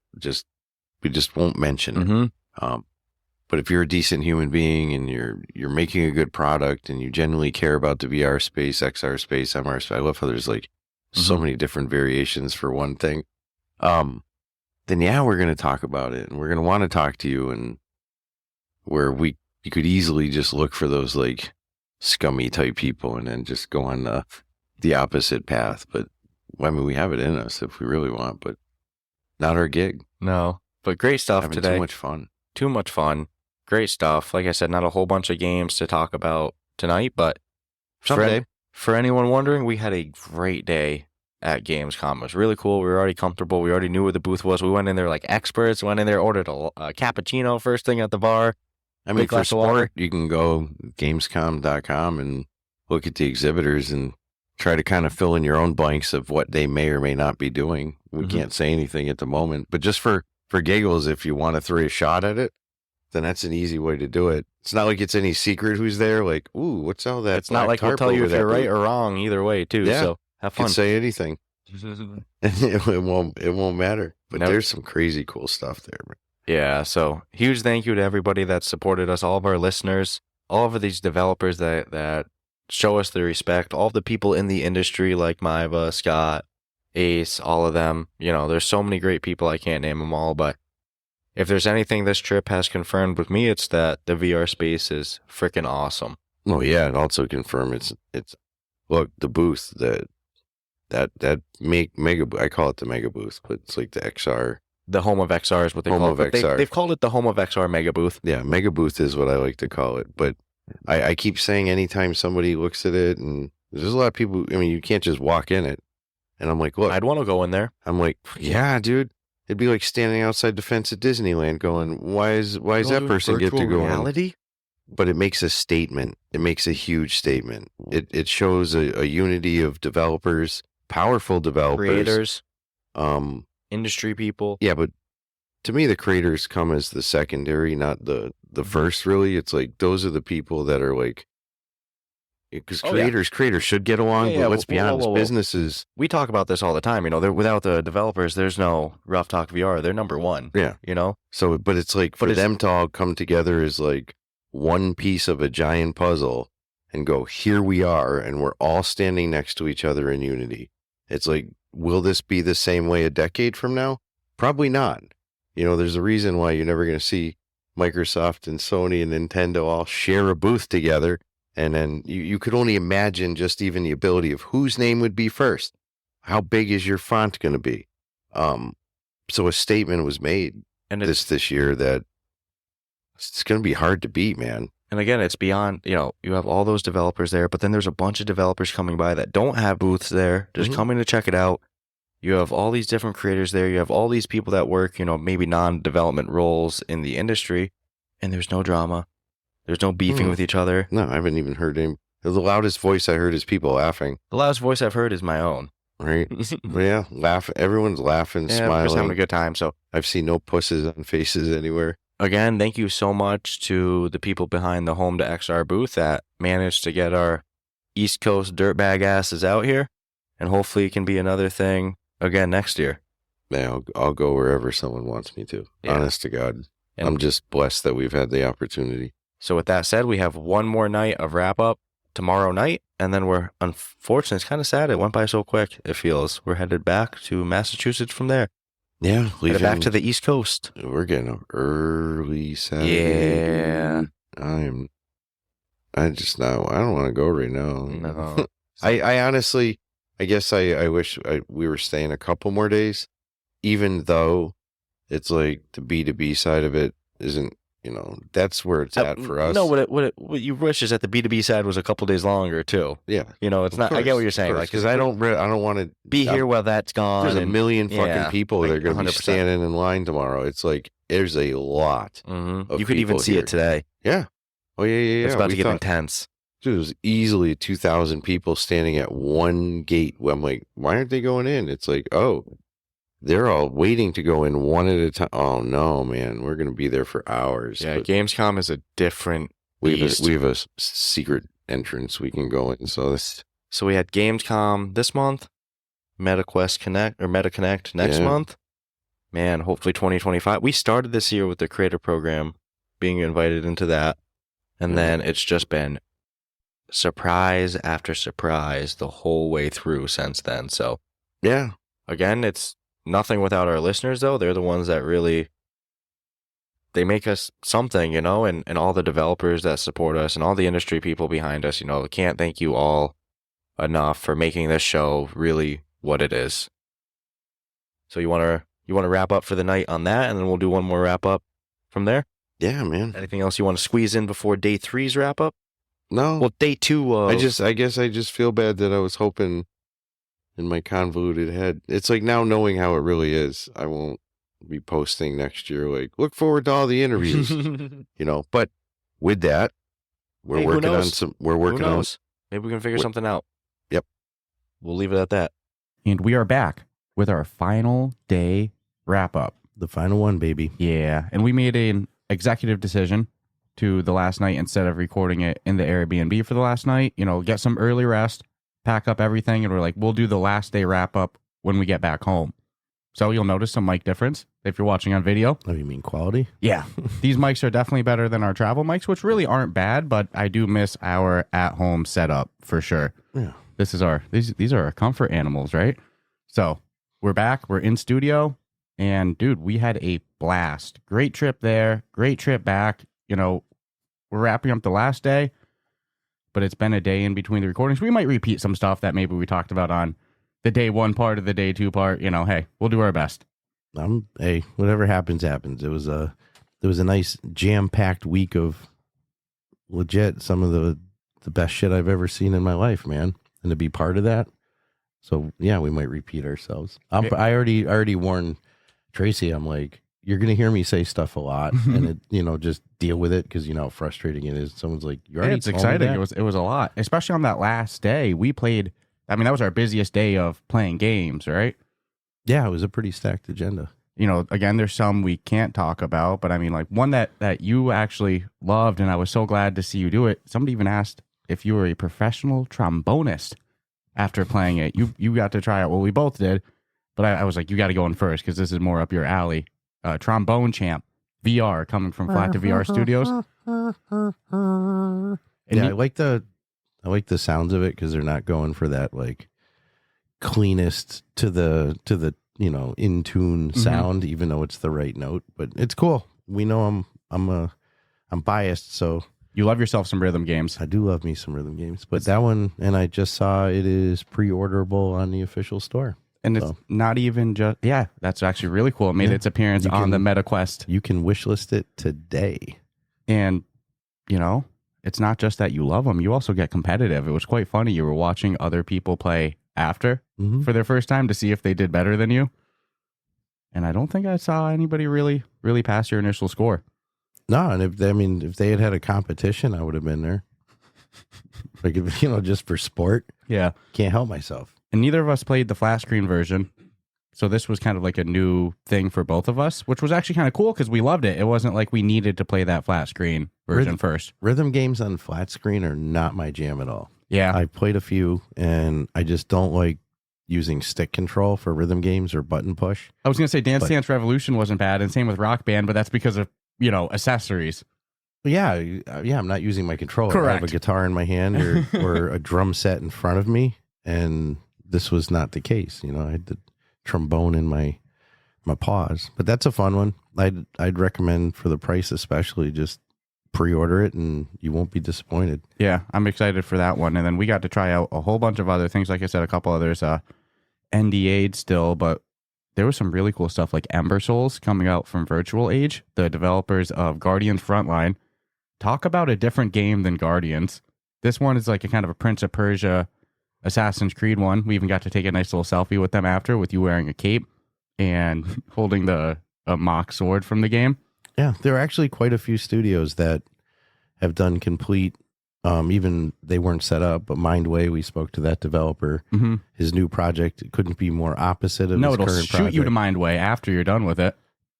And then Hubris, the developer that did that game, has gone yet a totally different path for their next venture. So I like and appreciate when developers don't lock themselves into one specific, genre, and that's all they're going to do. So yeah, the next game from Cyborg, the developers of Hubris, but it was honestly one of my highlights of the entire convention.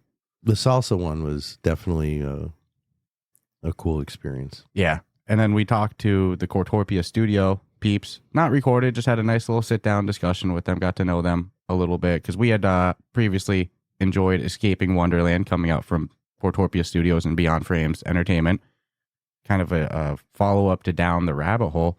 And I'm so excited for that one to come out next month. I think it's coming out September 26th, I believe is the actual launch date. But we had a great time chatting with them. Got to try out some stuff from Fast Travel Games as well, too. Well, going back to Beyond Frames' game, should be known the graphics on it are freaking great. We did already get to try it, but to be able to speak with no microphone, no recording, it's just let's just have a conversation with me, you, and two of the developers that worked on it.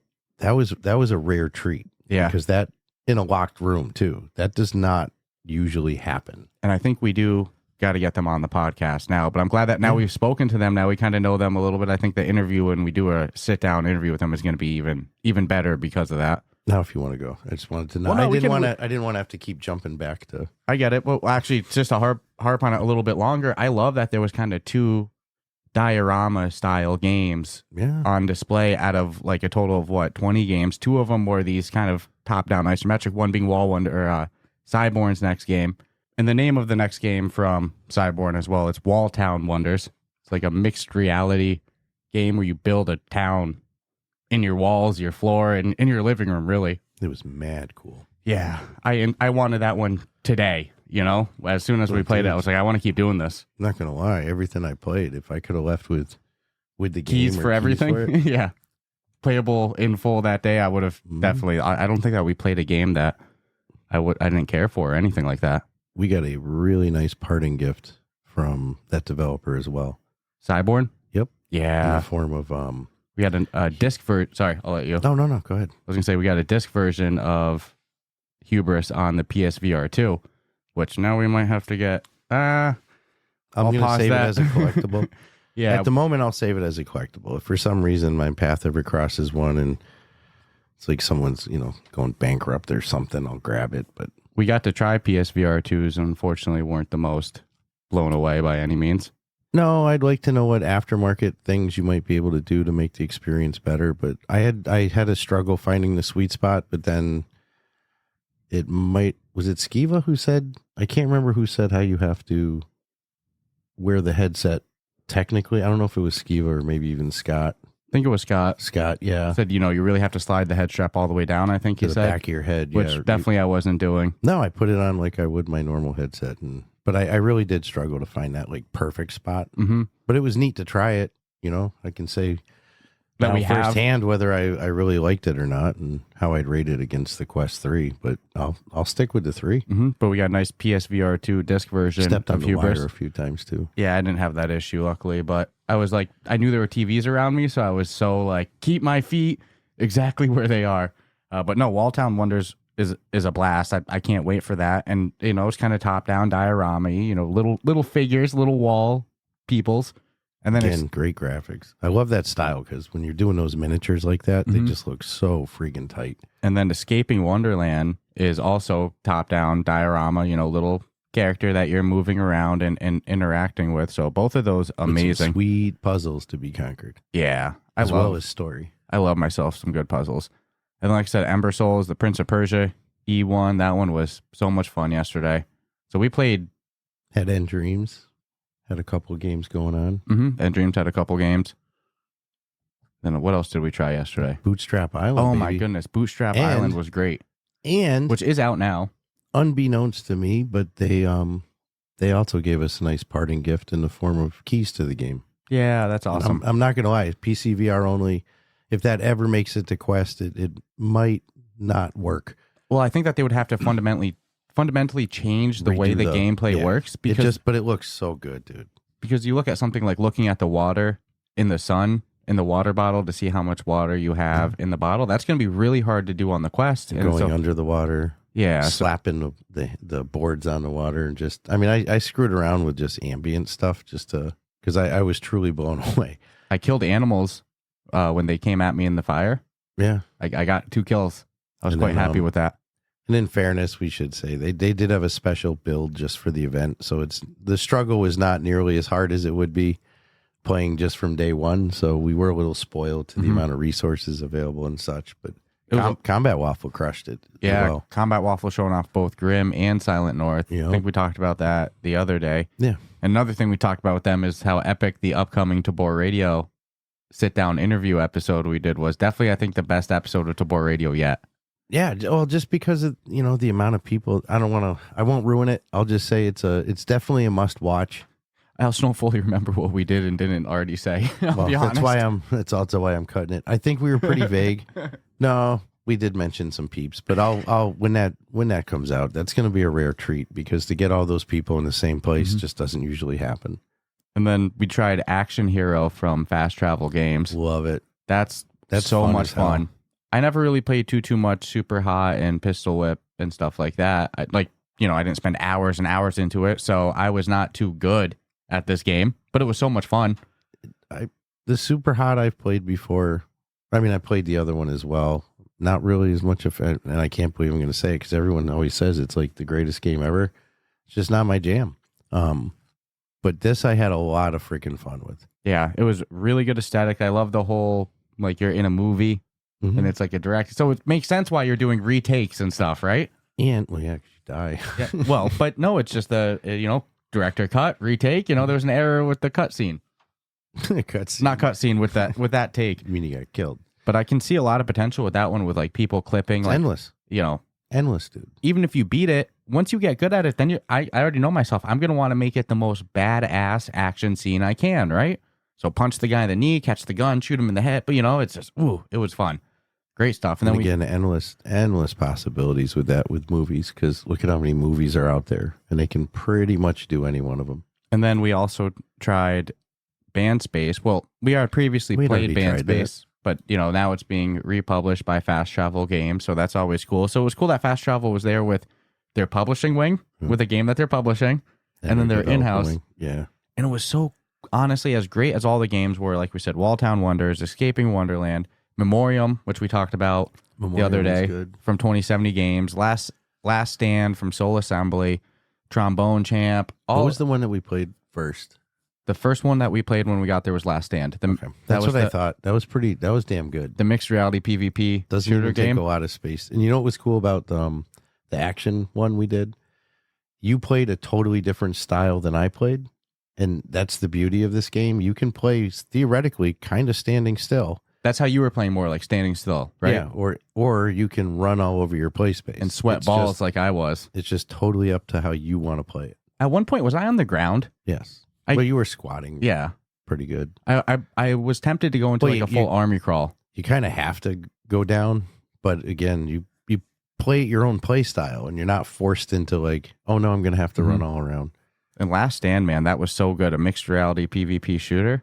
Come on. And then Memorium, like we talked about previously with their horror game that I actually could go into, which me with horror games. That's not. It wasn't too scary. It's got just enough feel of scary meets sci-fi, so there's a good balance. It's nothing like, I'm going to try to jump scare you to death. And we did that one the first day, Memoriam, the horror game. Mm-hmm. And so like, it's not like we were 100% comfortable being in Germany yet. We had just traveled in, we're still like getting our feeling. We've just been in the booth for the first time ever for the first, about an hour. It's not like by the last day, we're very comfortable, in and out, grab cappuccinos, have a great time. Like we're residents there at that point. That's not always the case, like when you first show up somewhere.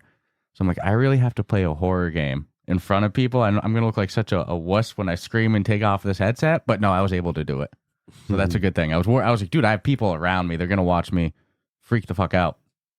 But that was not the case. Even if I couldn't have tried one single game, I still would have had equally as a great time. Well, I already know the answer, so I'm going to kind of bait you a question. What was the best part for you, trying out all of these awesome new VR games, or seeing all the developers and such that, we always have wanted to meet?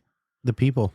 Yeah, it's like the it's without a question. I had an opportunity to play a game, and I actually turned it down, and people would think I'm nuts. I'm not even going to mention the game because you'll further think I'm nuts, but the reality is to be able to talk to the people about what they do. It just made my day, man. It's like, I'm double grateful because as it turned out, we did get to play a lot of games, but we also got to spoke to a lot of people. But whether it be, developers, obviously all the studios that took place there, we talked to every single one of the developers. Even some of the people that were just there to theoretically help, like the salsa game had the professional dancers that are in the game. We spent a lot of time talking to them. Getting to meet Ben was a definite highlight and a rare treat. How about Robin too? Sorry, I'll let you go on. Yeah, because he wasn't, he didn't have a booth in the XR mega booth there, but he was obviously in there socializing, and he brought along with him Nick, who's working on the new train sim game that we heard. I think it came out right as we were leaving. It was announced that was happening. So they actually had a demo you could play of that if you were on. Which we didn't, full disclosure, weren't able to squeeze out to. No. And then we did see Trackcraft peeps, but they weren't part of the main booth. They were in the Czech Republic section, right? Yeah. So I love the concept that has been put together to put all these great games into one place. It would have been great if Alchemy Labs had been in there. So you can already see with just the minimum developers that we know that were outside the booth that if they were in the booth. Obviously, the booth has to get bigger. And I had wished that someday, and this is probably just a bigger headache for Mava, but someday that whole floor just be one gigantic mega booth of legit VR developers. Let's see how it looks by next year. When we first walked in that first day, it was a lot of, I hope this is a thing next year. And it sounded a lot more by the end of the last day that it was a see you next year type thing. Well, and being a business to business event, I truly saw the value. I truly saw things going down in front of me, and talking to people with some new upcoming games, talking to some other people who have now latched onto some work because of some new stuff coming down the pipeline. So the networking I saw from a business standpoint, I believe it was a success. And then look at all those press and creators that are there that are going to, like we're doing now, talk about the games. And, you know, Henry from Upload VR, he's probably going to write articles, and this YouTuber's going to make videos. Like Dude, from that side too, it's 100% worth it. So many creators there. And I mean, technically there's only 2 games left on this whole list that are still under NDA. Those 2. Mm-hmm. So going down the list, Last Stand we talked about, right? Memorium, 2 great ones. That was our first day. Walltown Wonders. If I can't give an award for best game or anything on there, but they would be nominated, right? That was such a good experience. For what I played, yes. Silent North, Grim, Combat Waffle, crushed it. Honestly, great booth. It was so cool. They had one of the biggest booth areas because they were demoing 2 games, and advertising Ghost of Tabor with a nice artwork in the back as well too. And then Trombone Champ, so good. Infinite Inside, we didn't play there because we own it and we play it. No, but we just talked to the developer. Yeah, so we gave up our time slot and just had a true conversation, just like we did with Escaping Wonderland. Yep. And then, you know, Russ is who we talked to at PAX East 2 years ago for Peaky Blinders, so it was so cool to catch up with him and see him again. He walked up to us like he'd been talking to us, you know, every day since then. You know, it was like, I love how welcoming and you know, we saw this at in England when you meet a creator for the first time, like Tribe, who we can't speak more good things about Tribe Grey Wolf and his wife. They're such good people, honestly, good souls. It's like you see them for the first time, they hug you like you've known them for years. There's something special about the VR community. And then Bootstrap Island, we talked about, had freaking such a blast with that. Action Hero, Band Space, Escaping Wonderland, so freaking good. I cannot wait for that. Like I said, next month. Ember Souls, really good stuff from Virtual Age to take such a big turn away from Guardians into an Assassin's Creed Prince of Persia game that I was having so much fun chopping people's head off with. So good. And then Dance Reality, one of our highlights of the whole event, the salsa game that you'll hear us talk about a bunch. That one was so good. I can't wait to go into that one and keep practicing. Dance Reality. That's the developers of Salsa. Oh, I was like, that's definitely not the name, man. No, Dance Reality is the developer, and yeah, Salsa. What was it? Salsa Time, something like that. I have a shirt. Yeah, we'll get the shirt, and of I will wear it proudly. Yeah. So this was a great time. We pretty much just landed. You know, we're back in. We're settling. You know how it is after you fly a whole bunch and run off fumes. We're pretty tired. It's hard for the brain to recall what has been said and not said, so it might be a little repetitive. Yeah. And I can't speak more good things too about the publishers of Memoreum 2070 Games, also the publishers of Miracle Pool, who we got to see the developer of there too. Got to have a nice conversation with them. Yeah, the publishing side of them, they're so freaking cool. Such nice people. And then Ace, we got to talk to Ace from Beyond Frames. Patrick, we got to talk to Patrick. It's just like Dave from Underdogs. Yeah, that was so cool to be able to bump into and see him. Tayush. Saw Tommy from Myron Games, the developer of Deism, and a game that I've been loving as well, Underworld Overseer. Got some good stickers for that as well, too. So a lot of great games on display at Gamescom this year. A lot of good meeting people, a lot of good connections built. You know, I definitely think this is going to be something that we see again next year, just based off of what I was hearing. I would assume come Monday morning, there's going to be a lot of emails being sent out.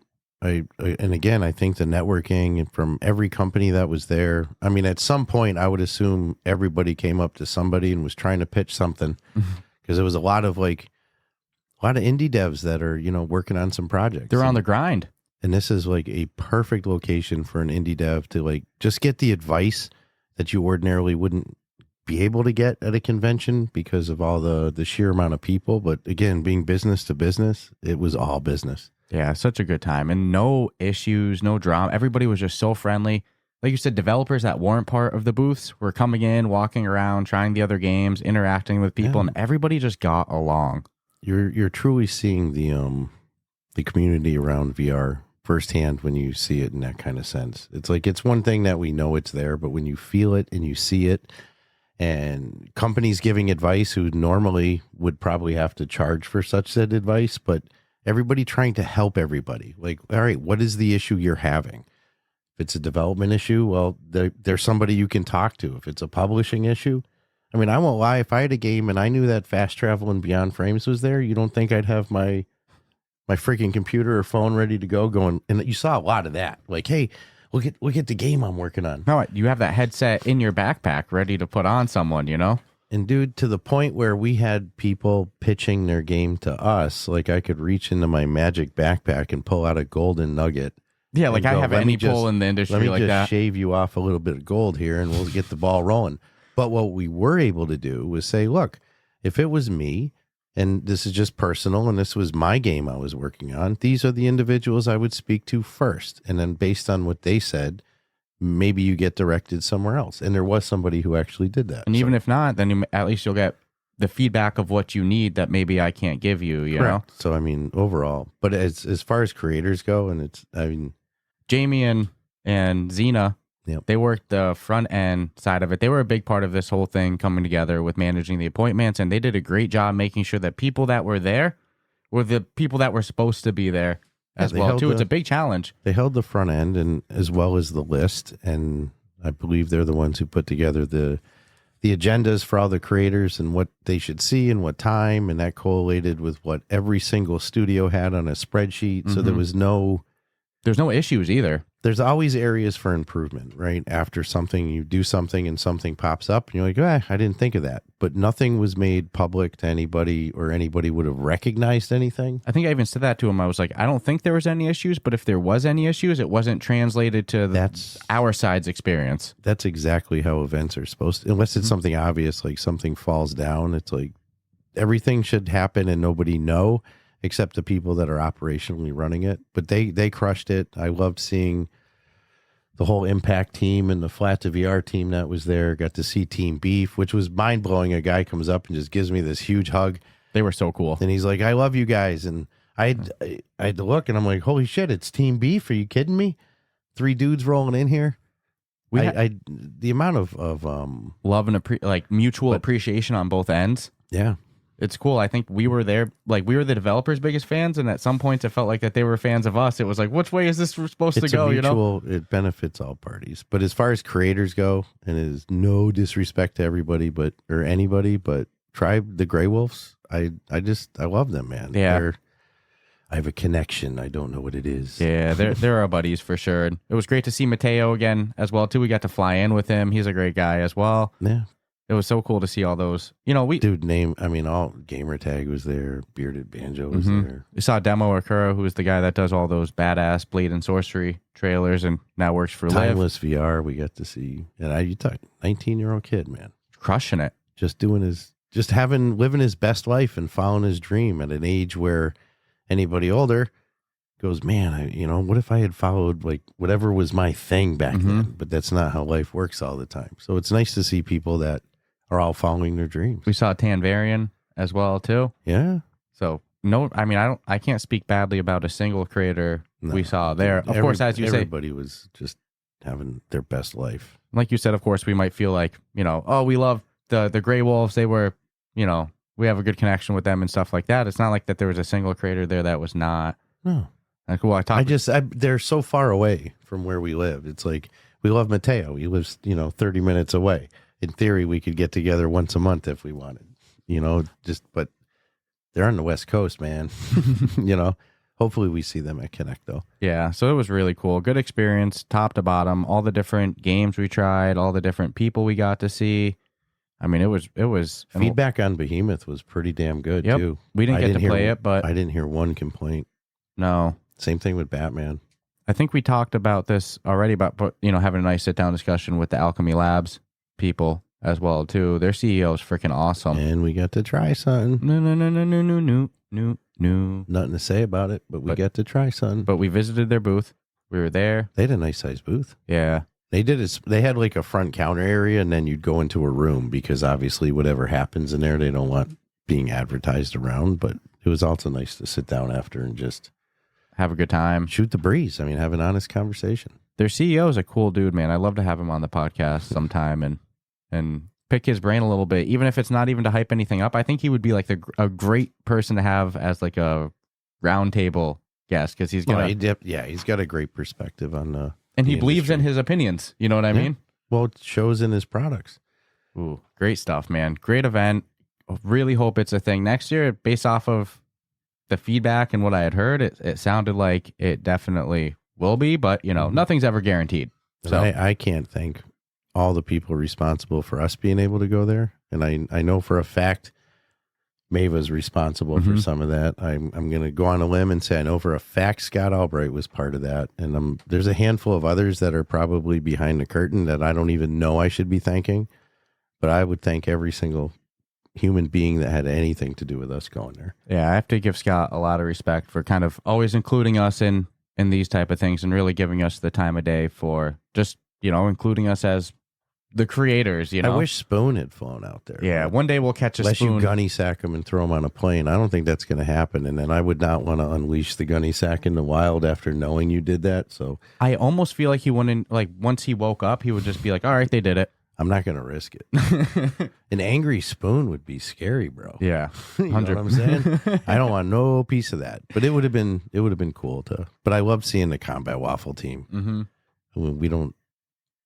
It's I guess some other people, they get to see people whenever they want. We're kind of limited, so to have seen them in June and then we see them all again in August, that's a rare treat. Yeah, and even like you said, that maybe creators that we don't always talk with, like Beardo Banjo and stuff like that, had a great conversation with him. Super nice guy. You don't always, I'll use Jamie and Xena as a great example. I've always heard that they were like amazing people in the industry, but it's like when you tell me a game's great, I have to play it myself too. Like I have to meet somebody as well, and it was really good to see that was confirmed. Like they're they're amazing people. And if we don't mention this, I'm gonna feel terrible. They did something so amazing for you on your birthday day on the last day. Yeah, I went to take a leak.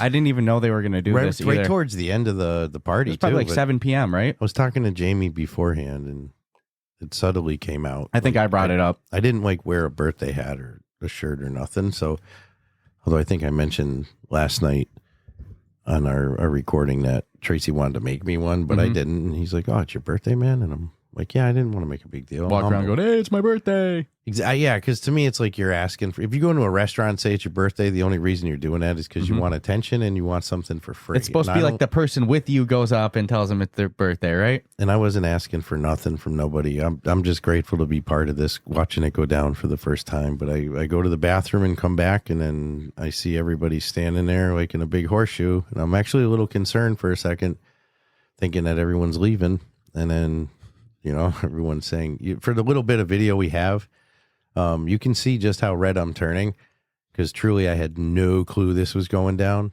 But I've been watching that clip that you recorded, and to whoever has the footage, if you don't mind sending it over, because I saw like 2 or 3 people recording, and I don't know one of them for sure. I'm like, I have no clue who it is, but everyone genuinely looked happy to be doing that, and gave me the feels, man. When I was telling Tracy about it later that night, I FaceTimed her, and it was getting me a little emotional, because the last time I think I ever heard that in that degree was when I was a little kid at a surprise party or something. And, now I'm not a little kid, and it meant the world to me, man. It really did. Yeah. And again, it was really cool. It's not like I told anybody to do it. I didn't even know they were going to do it. No, that was all Jamie. Yeah. Jamie's a badass. That was cool. So like I said, I put Jamie in the good soul department, like I do the Grey Wolves. The Grey Wolves, Scott, Maiva, they're all just good souls. Jim Squires. Jim Squires just awesome. Good soul. I would say anybody that we specifically mention, it's because they were just good people. Surge from CM Games into the Radius. There's people we're not mentioning, and I'm going to feel bad. I know. So I don't want to say if you're not mentioned, Skiva, that means anything. Miles, Alex. Yeah, Alex. Eric was there. All amazing people. geez, there's too many to name. That's the problem when you start naming people. Yeah, so you're leaving people out. The kid from Impact I was talking to for a while. Elon. So teaching me some words. Let me put it like this. Educating me. There was not a single person there Correct. from the developer side or the creator side. That I wish I had had a whole list. any involvement in the booth that I didn't enjoy and I didn't love and didn't have a great time talking with. So if the name didn't come up, even the people that we met outside the booth and just trying to walk somewhere who came up to us. Dude, we had someone come up to us in the airport too. Mm-hmm. That was funny. Yeah, it's the first time we stopped in an airport. It's like, it's the Ruff Talk boys. Don't say it loud. We don't want any problem with the TSA. Nah, it just, dude, it was a once in a lifetime opportunity, and I can't be more grateful to every single person that made it happen. Seeing Robin Mulder in person, so that was next level, dude. We saw her twice. Yeah, the combination of seeing all the developers that we haven't seen yet, and we were so excited to see, and all the creators, and then also the combination of meeting new people as well in person. I mean, how nice is Pat from 2070 Games? Dude, come on, man. 10 out of 10, right? Name a studio that wasn't. Dude, I mean, Walltown Wonders, like I said, amazing. I was happy. Studios. I was so grateful we got to meet Ace though, because we weren't able to. The paths didn't cross when we were in Sweden, and it was, it wasn't like, that ruined the trip. But hey, he was there for a couple of days and hung out and was everybody there was approachable. That's the other cool thing. Nobody was like, I'm too busy for you. Well, you know how it is that first day too, when you're, like I said in the start with trying Memoreum, like, oh shit, I'm gonna play a horror game when I'm still getting comfy. Like your first day, it's like, well, let's see how the social situation goes. I thought I was gonna have to implant myself in the social circuit. No, just but had to walk in the room. Just had to exist, and people came up to me to say, hey. I honestly was humbled by how many people knew us. Yeah. Versus how many people I didn't know. Because we're not the people of like, oh, they didn't know us like that. No, dude, there's so much going on between your own stuff and especially walking around. Yeah.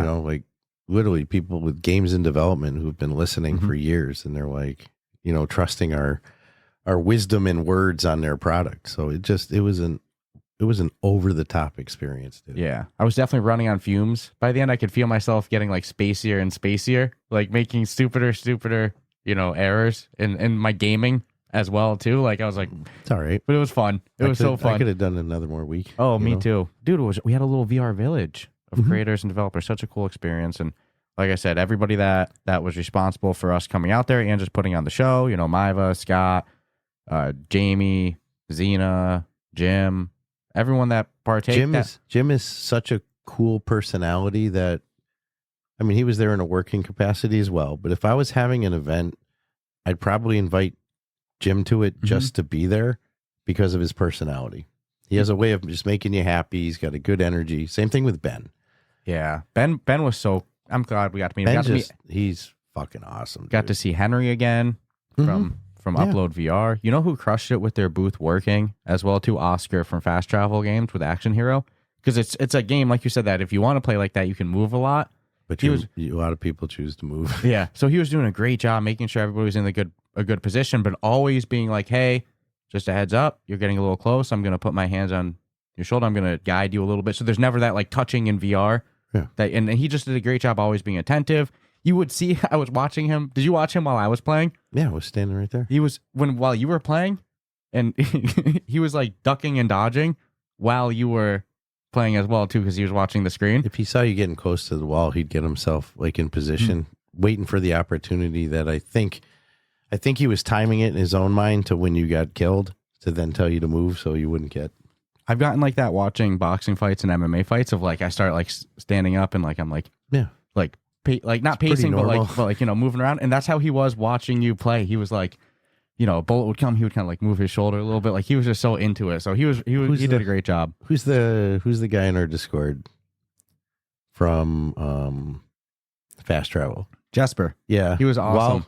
While you were playing and I was talking to him, he goes, I just got promoted in Discord. I'm up another level. While we were standing there. He's such a good guy. Dude, come on. We saw Sawil again. Yeah, from Fast Travel. So this is the thing. If we miss any names, it's intentional. No disrespect. There's it'd be like trying to list all the creators you saw.